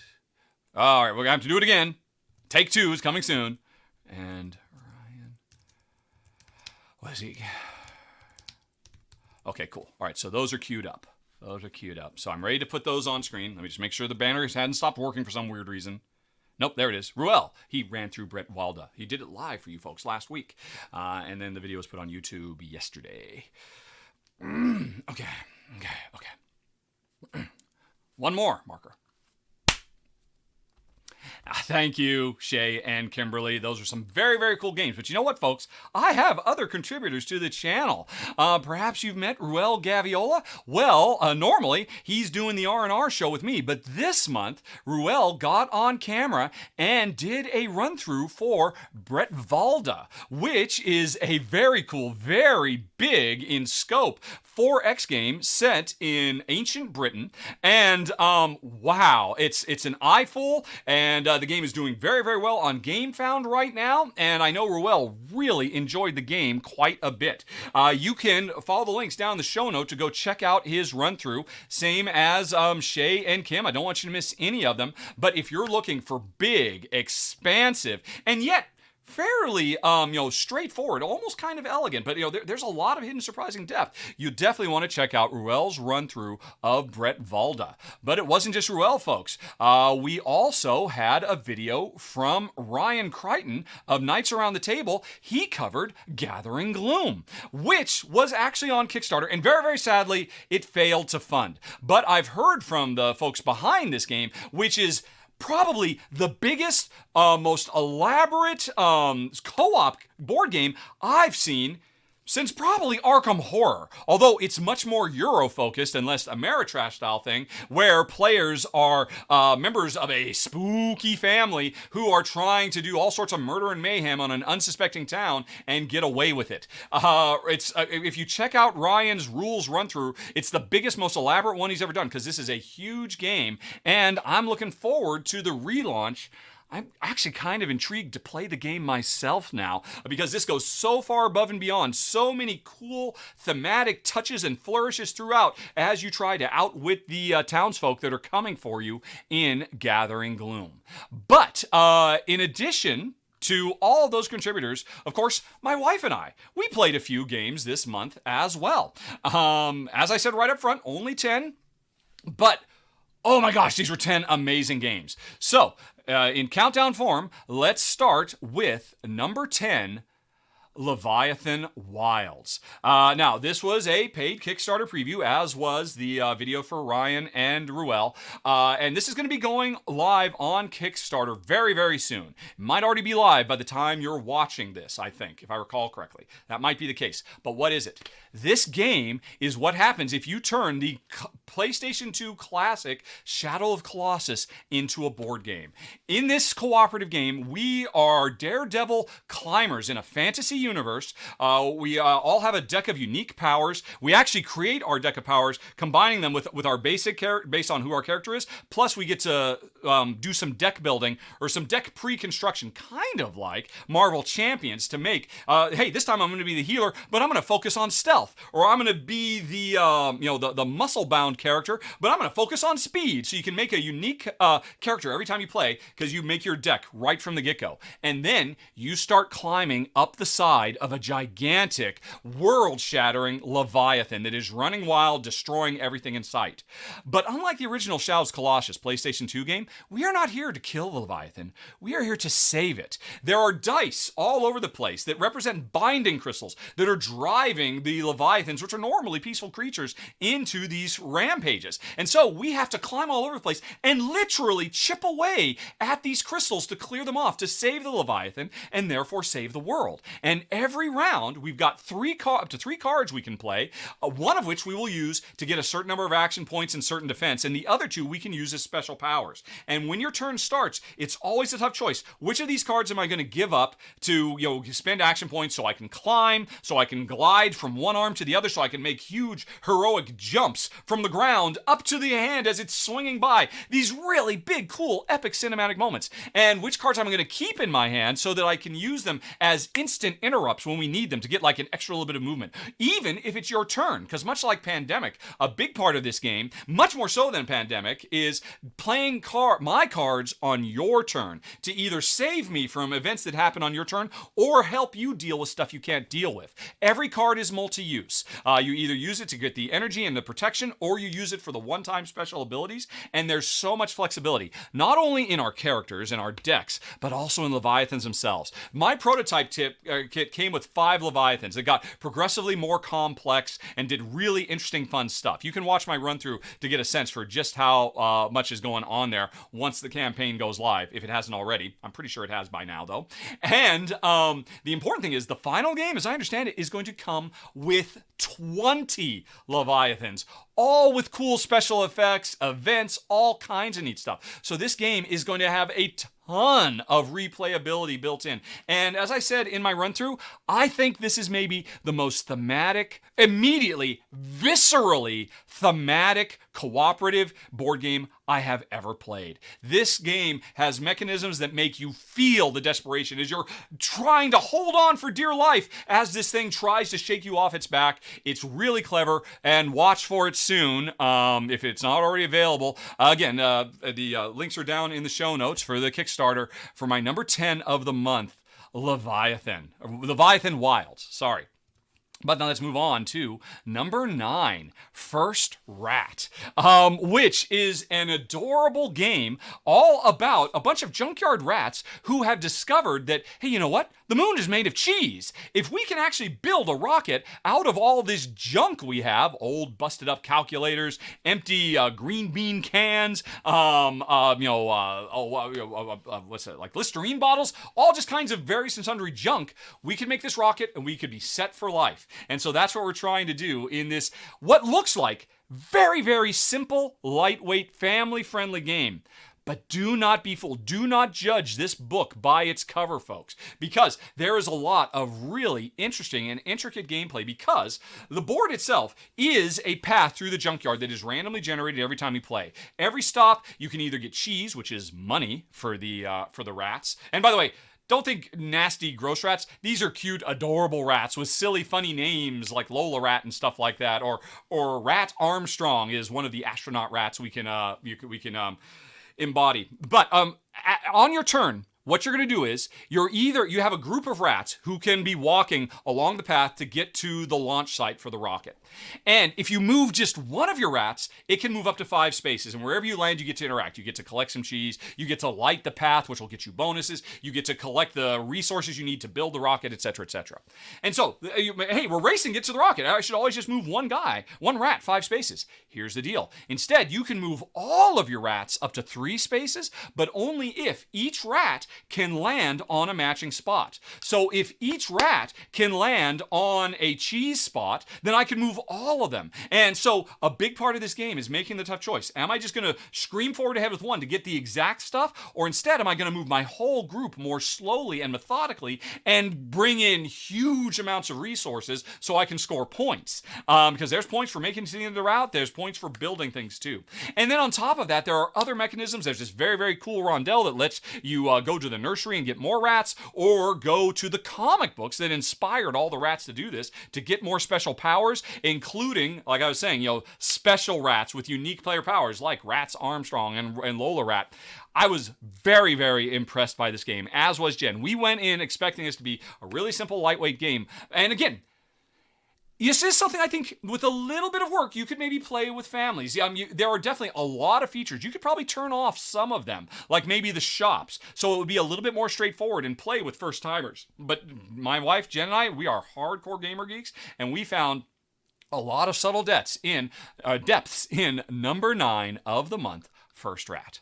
Okay, then we go on to number 8, Helsinki, which is a game that's coming on Kickstarter. Again, the Kickstarter might already be live when you are watching this roundup, and if so, you can go check out my run through to learn more. But what is it? Well, this is a game from the designers of Copenhagen and Flamme Rouge and several other games beside, and we are all competing to design the best pavilion fair in the Senate Square of Helsinki. And we're doing it with polyomino Tetris tiling, which I always love. But there's so many of these out here. What makes this one interesting? Well, first of all, there's a really, really cool rondelle that we use for drafting cards, where we can grab 2 cards at a time and we're trying to match up cards. So the card draft is fun, it's fast, it's very fluid, but what really makes this game step out is once you end up getting enough cards to be able to build one of the various, sometimes very complex polyomino shapes, you put it on a side of the board and it slides in like Tetris. Most polyomino tile layers don't do that. They just let you put them wherever you want. But here you have to slide them in, so you always have to be thinking, right, can I make a path for this thing to go where I want it to go? Much like in the regular video game Tetris. So I love that. But here's what really elevates this game. This is 4-directional Tetris, because the pieces can come in from the north side, the south side, the east side, or the west side, and they have to slide in. But you don't get to pick what side they come in. Remember, there's that rondelle that you're using. You're moving your little meeple around to draft the cards. When you're going to build a pavilion, if your meeple is on the south side of the rondelle, you must come in from the south. If he's on the north side, you must come in from the north. So often you're like, yes, I can finally build this thing, but my meeple on the rondelle is in the wrong place. So I've got to take another couple of turns where I can get there. And that interesting tension, these almost 2 completely separate games, this card drafting game and this tile laying game, really kind of mesh in really interesting ways. Now, you've seen this idea in a game that I covered earlier this year, Founders of Teotihuacan, the idea that, wherever your meeple is around the board, that limits where you can bring stuff into the game. It worked great there. It worked great here. That was a heavier game. This is a wonderful gateway game. And my prototype already came with one very cool expansion that makes it much more complex. I've not seen the Kickstarter page yet, but I can't wait to see it if there's even more in store. But Jen and I were both very impressed by number 8 of the month, Helsinki. Okay. Then we go on to number 7, the Isle of Trains. All aboard! Which is another paid Kickstarter preview that we covered this month, like Helsinki and Leviathan Wilds, and I think this hasn't launched yet. I could be wrong, because I'm actually filming my roundup way early this month, so I've completely lost track of time. But again, check the show notes if you want to know more, folks. Why did Jen and I enjoy this game so much? Well, first of all, even if my run-through for All Aboard hasn't gone up yet, you can go back and watch my run-through from 6 years ago of the original Isle of Trains, which was a brilliant little... People want to call it a pick up and deliver game, but it's really not. This is a game where we are using multi-use cards to pay. You can use cards as resources to be able to build other cards, very much like a Race for the Galaxy type situation. But we can also, these cards have a third use. They can be the cargo that we load into our trains. So once we, if we can manage our hand of cards, and you run out of cards very quickly in this game, and they're expensive and hard to come by. Once you've started to build a train and you've started loading it up with cargo, you could then access or activate these different locations on the main board, which is made out of cards. This whole game is basically just cards and a few little pieces. A lot of game with a very small footprint here to be able to make deliveries and start scoring points. So it's a multi-use card game, hand management game with a pick up and deliver feel, and a beautiful, bright, and vibrant presentation. Now, again, you could watch my original run through from years ago, but this is All Aboard, which is like a sequel, and it adds several new things. The most important of which is we can now have passengers that we can put on our train as well, and we can deliver them. And so, what was already a great game 6 years ago has gotten so much better because it's really deep and rich. Trying to manage all your hand of cards to be able to smartly build or smartly use to get other stuff.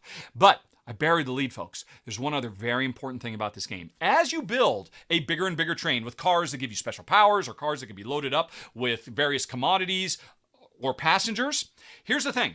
If I use a card from my hand to load up an oil tanker with oil of my own car, that's great. I can deliver it later. But if I load the oil tanker on your train, then I get huge bonuses, like monster bonuses. Bonuses that would give me it would take me 5 turns to be able to get the resources that I could get just by playing this one card to your train. But if I do that, then I'm giving you the opportunity to make those deliveries and get those points. And so this game has so much interplay between players because it's almost always better, if you can, to load somebody else's car so you can get the really huge bonuses, but at the expense of not loading up your own car. But hopefully people are loading your car as well so that you can make deliveries. But at the end of the day, the game is a race because once somebody delivers to one of the towns in the Isle of Trains, they take that card. Nobody else can make a delivery there. And the game is over pretty quick. So there's a lot of really interesting decisions. And like I said, go watch my run through of the original, or if it's available, watch my run through of the new one. Oh, and by the way, they added a fantastic solo mode too that I really enjoyed. The original did not have solo. But anyway, Isle of Trains All Aboard is fantastic. And you can check out my paid Kickstarter preview for it to learn more. Phew. Okay. Lot of great games this month, folks. I mean, we didn't play a lot, but they were all fantastic. No clunkers. Let's move on then to number 6, The Grand Carnival. On the road. This is another opportunity for me to revisit a game that I'd covered years ago when it was on Kickstarter and apply a really big, ambitious, expansion. The On the Road expansion takes the already brilliant gameplay of the Grand Carnival, which was I like to call it a double-decker tile layer because there's 2 types of tiles. One type of tile is the foundation tiles, and you're trying to grab them to build the foundation where you'll put your carnival, and then the other one are the attractions, and those are the polyomino Tetris type things, and you're trying to build those on the foundation. So you've got 2 levels of tile laying, and then on top of that, you've got your customers who are trying to make a perfect maze of attractions to get everybody to stop and give you victory points for all the great attractions you've made.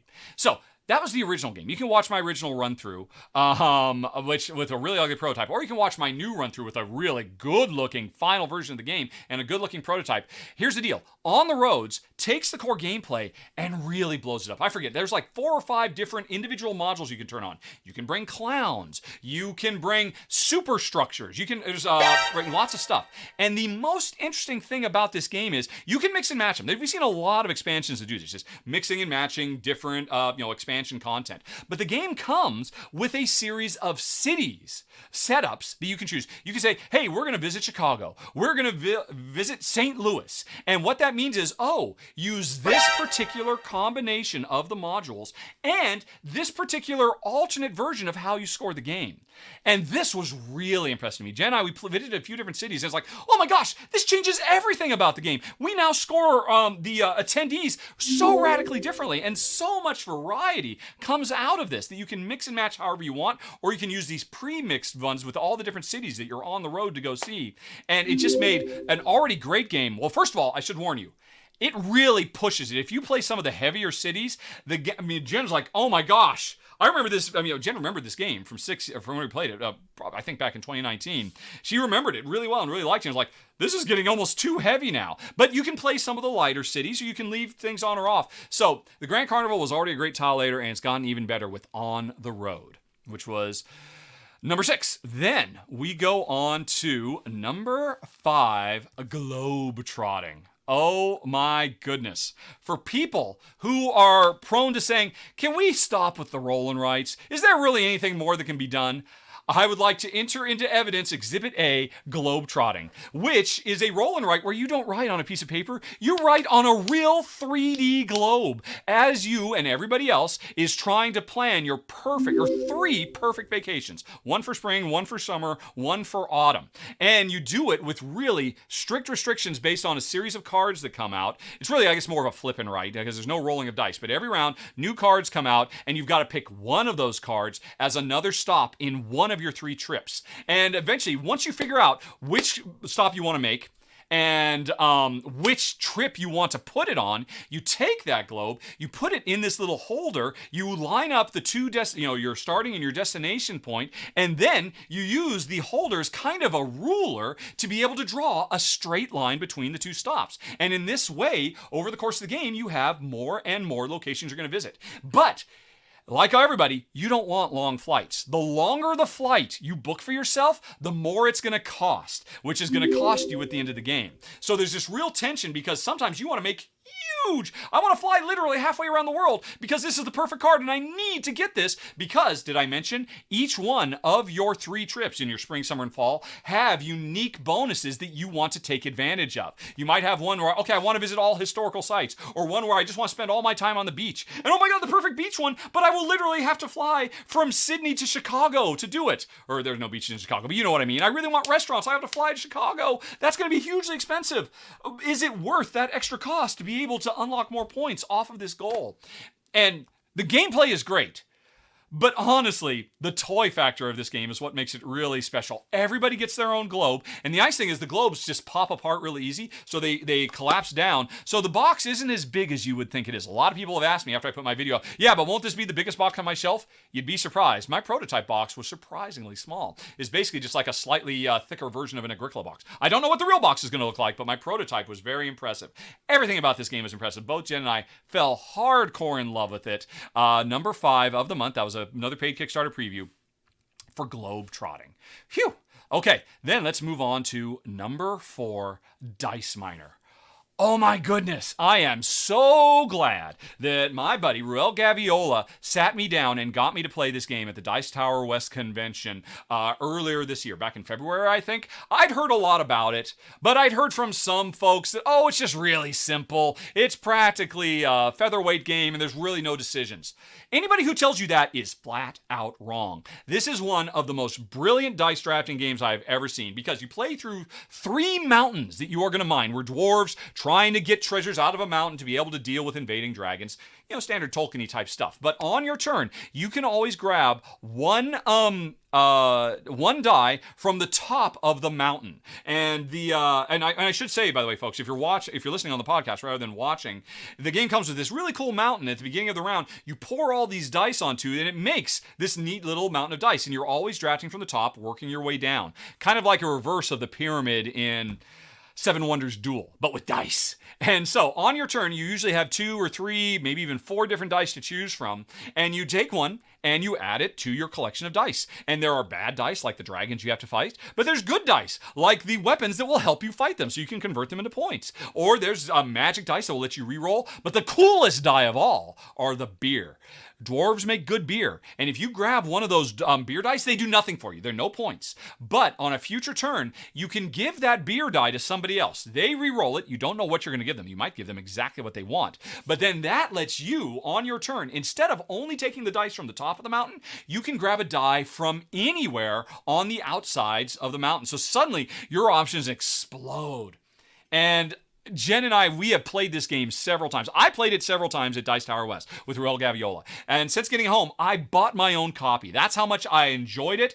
Because doing Rahdo Runthrough, I don't have time to buy copies. I've got too many publisher-submitted copies of games that I need to cover. But I wanted to play this so much with Jen. I got it. Jen fell in love with it. I fell in love with it. This is still a filler length game, but there are surprising hidden depths, and it's just so much fun, especially as a 2-player game, because in a 2-player game, you're dividing the entire mountain's worth of dice between 2 people, which means you occasionally get to roll like a dozen dice at once, and it's so fun, it's so satisfying. Everything about Dice Miner is phenomenal, and it was our number 4. of the month. But there's even better stuff, folks. Number 3 of the month is a tiny little deck of cards called Pocket Master Builder. And the reason I was really interested in this one is because it is from an East Asian designer, Wei Min Ling, who previously, I'd played a couple of his other games, Walking in Burano and Walking in Provence. And both of those games, I've done videos for both of them, are amazing. Absolutely phenomenal, and nobody seems to know about Wei Min Ling's pedigree. But as soon as I saw he has a new game, which is all about collecting resources to help build up this little Renaissance era kingdom, deploying your workers to get the stone and the bricks and the lumber to be able to build castles and taverns and stuff like that. Very standard stuff. Really typical, Euro-style gameplay. But the entire game is a tiny deck of cards, or a kind of standard deck of cards, and a bunch of cubes that represent your workers. And here's the deal. Every round, and the game takes place over... Oh, no, it's not a fixed number of rounds. It's basically once one player has successfully built their 6th building, that triggers the end of the game. But every round, you have a hand of cards. And these are multi-use cards, which I love. And so, every round, you will take... first thing you have to do is take one of the cards and play it somewhere in the kingdom, in the courtyard, as a blueprint. It's not built yet. This is something that has been proposed. I propose we build a tavern over here on this street. I propose we build a tannery over here. And... all the sides of these cards have little icons that represent the goods that can be generated by the card. So you have to be very careful because you want to match these outer icons with the existing ones that are already on the board so that they match color. Because after I put this card on the board, it's not a built building yet, I can then put one or more of my cubes on those little resource generating spaces, which means those workers are ready to generate resources for me later when I actually build. And so there's this really interesting jigsaw puzzle element as you're trying to figure out the perfect place to put these blueprints, let's call them, so that you can get maximum output when you put workers on these cards. But now the next thing you do on your turn is, of the cards that are still in your hand, or of the cards that are already out there, you can say, I'm going to build. Hey, that tavern that you put down there 2 turns ago so that you could get some stone, I'm going to build that right now because I've got some workers over here that are going to give me all of the lumber I need to build that tavern. But the thing is, I could pull these workers back off the board, at which point they're exhausted and I have to spend resources to get them back, or I can take the cards that are still in my hand and discard them to get resources as well. So again, the multi-use card gameplay is strong here. And it's kind of hard to describe. You really need to see it. I'm probably going to do a solo run through it for the Rahdo Recluse, which is probably what you're looking at right now. My Recluse playthrough of it, because Jen, I enjoyed it so much as a 2-player game. I cannot wait to play it solo. But again, like Walking in Provence and Walking in Burano, it seems on the surface so simple, and yet it is so deep and so crunchy.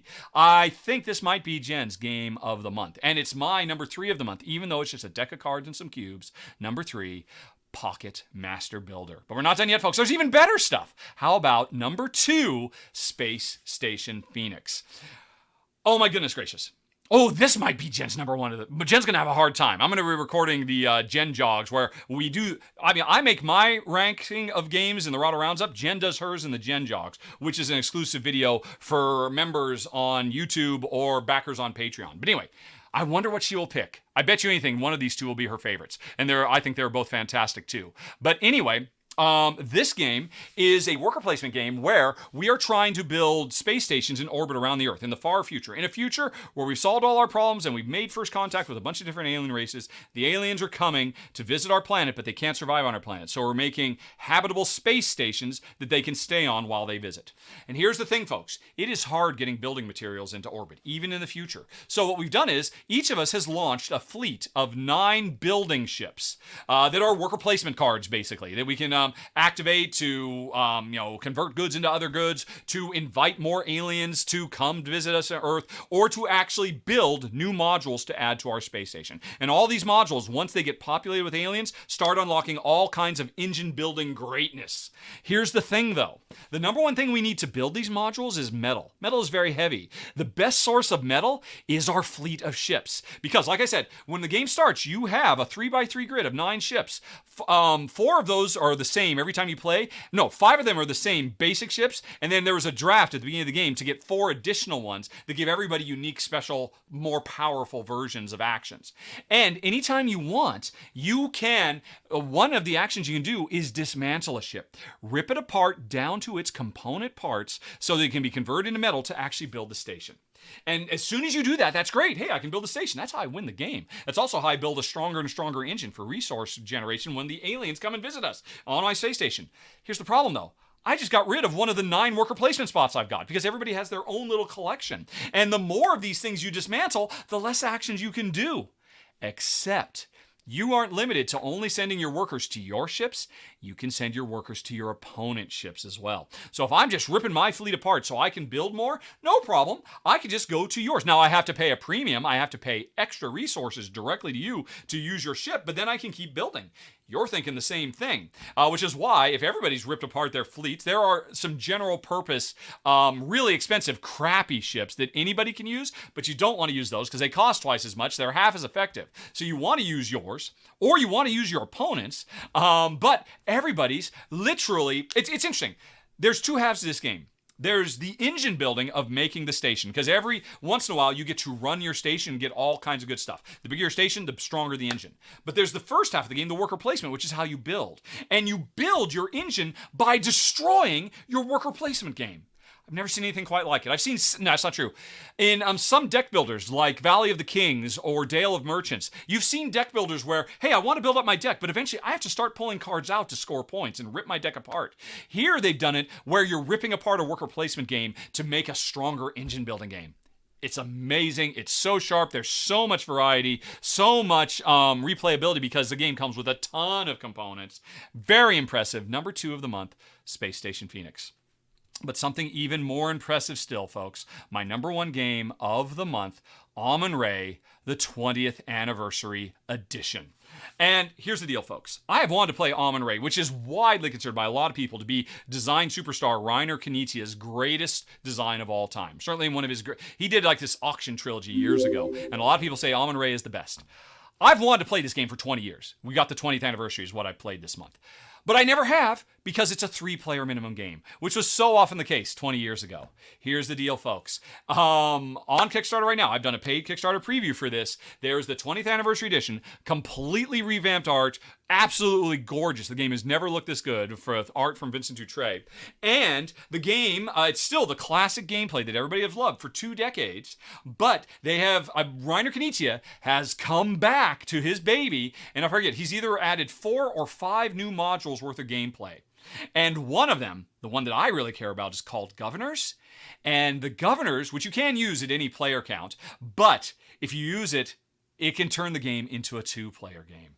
And it's awesome. And now, having played Amun-Re as an official 2-player game with the Governor's mini expansion, oh my gosh, I see why people have been raving about this game for so long. It is literally one of the most brilliant auction games I've ever seen. You'll be able to watch my run-through of it when the game goes live on Kickstarter. Both Jen and I were completely blown away. And, oh my gosh, and these new there's the Governors, which basically means every province you're bidding on, if you know Amun-Re, has a governor associated with it as well. And so in a 2-player game, you're actually, instead of bidding on 1 every round, you're bidding on 2. 1 for the province, 1 for the governor. And so it adds this extra level of tension. Although the governors can be worked, they can be like a side bid you can be doing at a higher player count game. But there's other stuff too. There's unique player powers. There's statues of the gods that have all kinds of stuff. Really gorgeous miniatures. Amazing art. One of the greatest auction games of all time from one of the greatest board game designers of all time, getting one of the most lavished reprints that we're likely to see this year.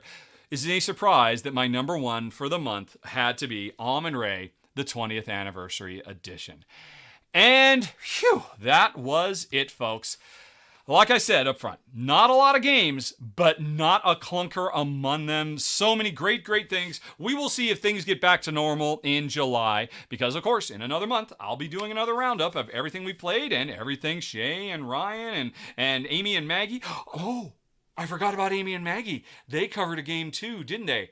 I'm going to have to edit that in after the fact, which is why the video you've already watched was a little confusing because I had to throw an edit in. Oh, I'm such a dummy. But I'm going to worry about that after I'm done filming right now because I got some editing to do, folks. And as always, everybody, thank you so much for supporting the show in any way. If you're a backer on Patreon, if you're a member on YouTube, if you're a subscriber on Twitch, helping us keep going as the family grows bigger and bigger and the future looks bright. So thanks, everybody, for watching. And thank you to sponsor of the show, Fun Again Games, as always. Have a very, very nice day, everybody.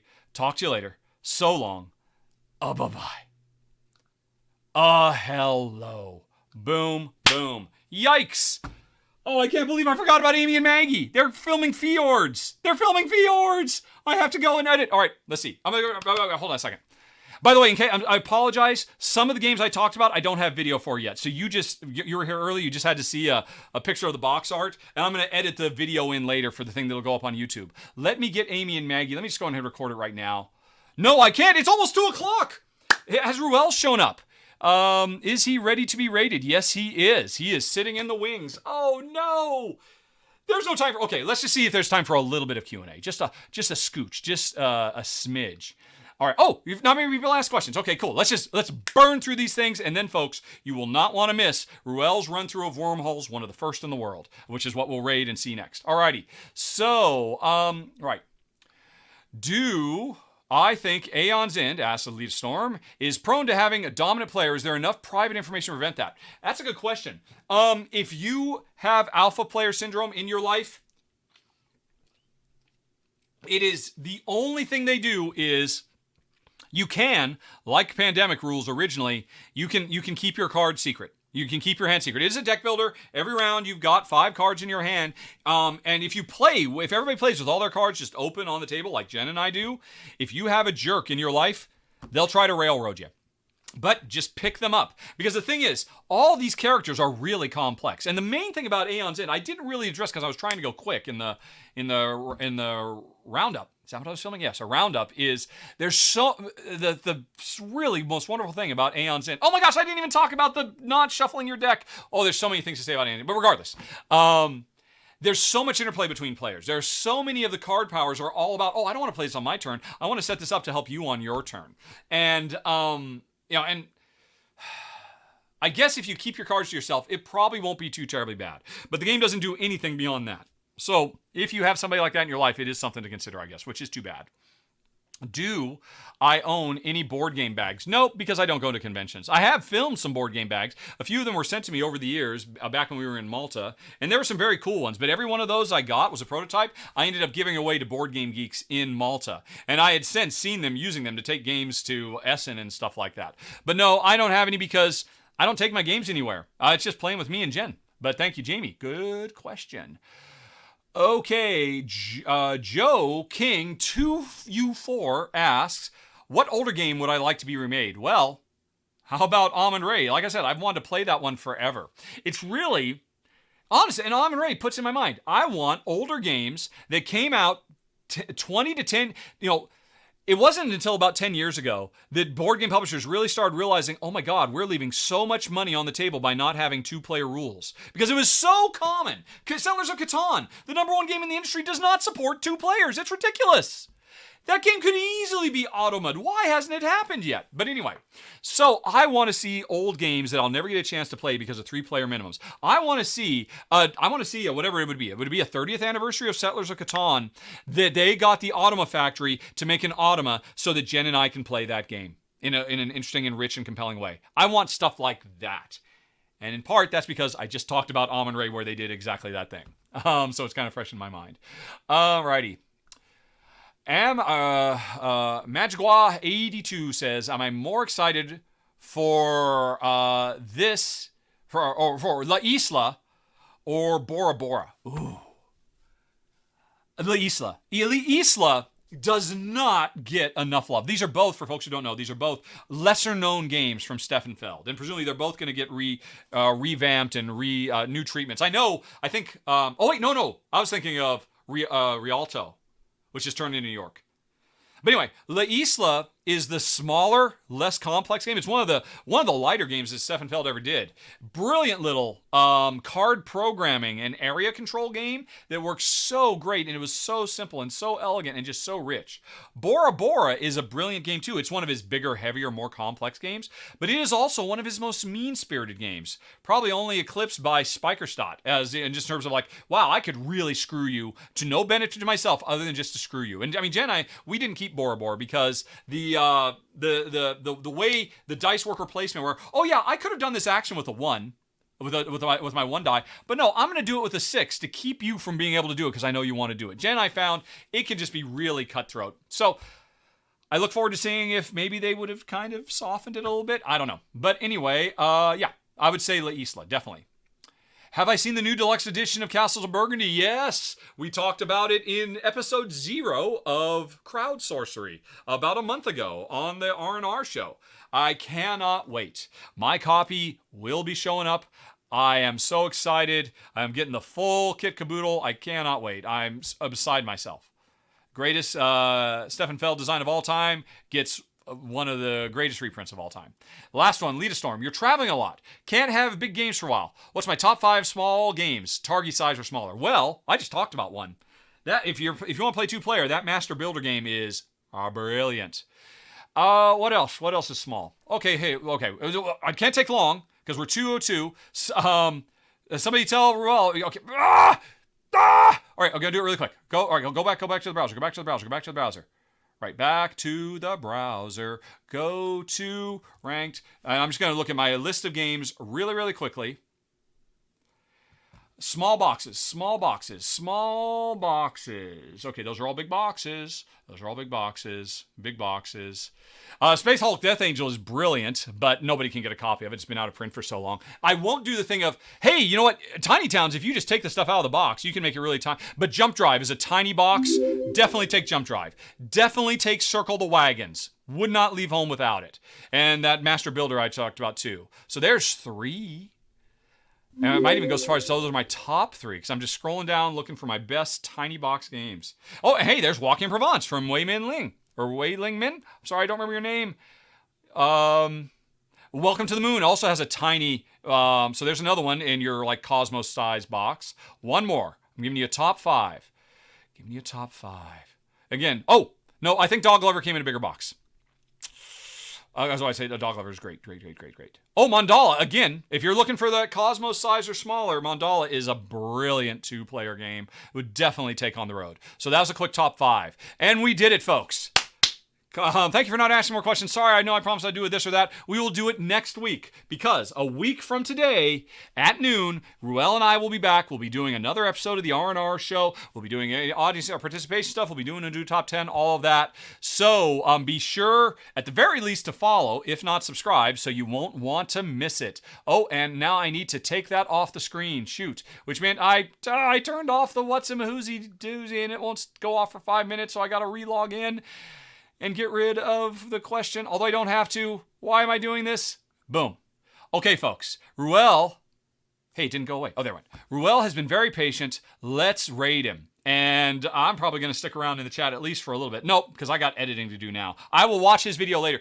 If you can't catch Ruel live, he ultimately puts all of his videos on YouTube. So if nothing else, subscribe to Ruel Gaviola's channel on YouTube, and you'll be able to catch this later if you can't watch it now. But you're going to want to watch it now. So let's raid Ruel with his live run-through, one of the first in the world, of Wormholes from publisher AEG. And that raid will start in 5, 4, 3, 2, 1. Tell him Rahdo sent you. Raid! Go, go, go, go, go! It would appear it is going. It would appear it is working.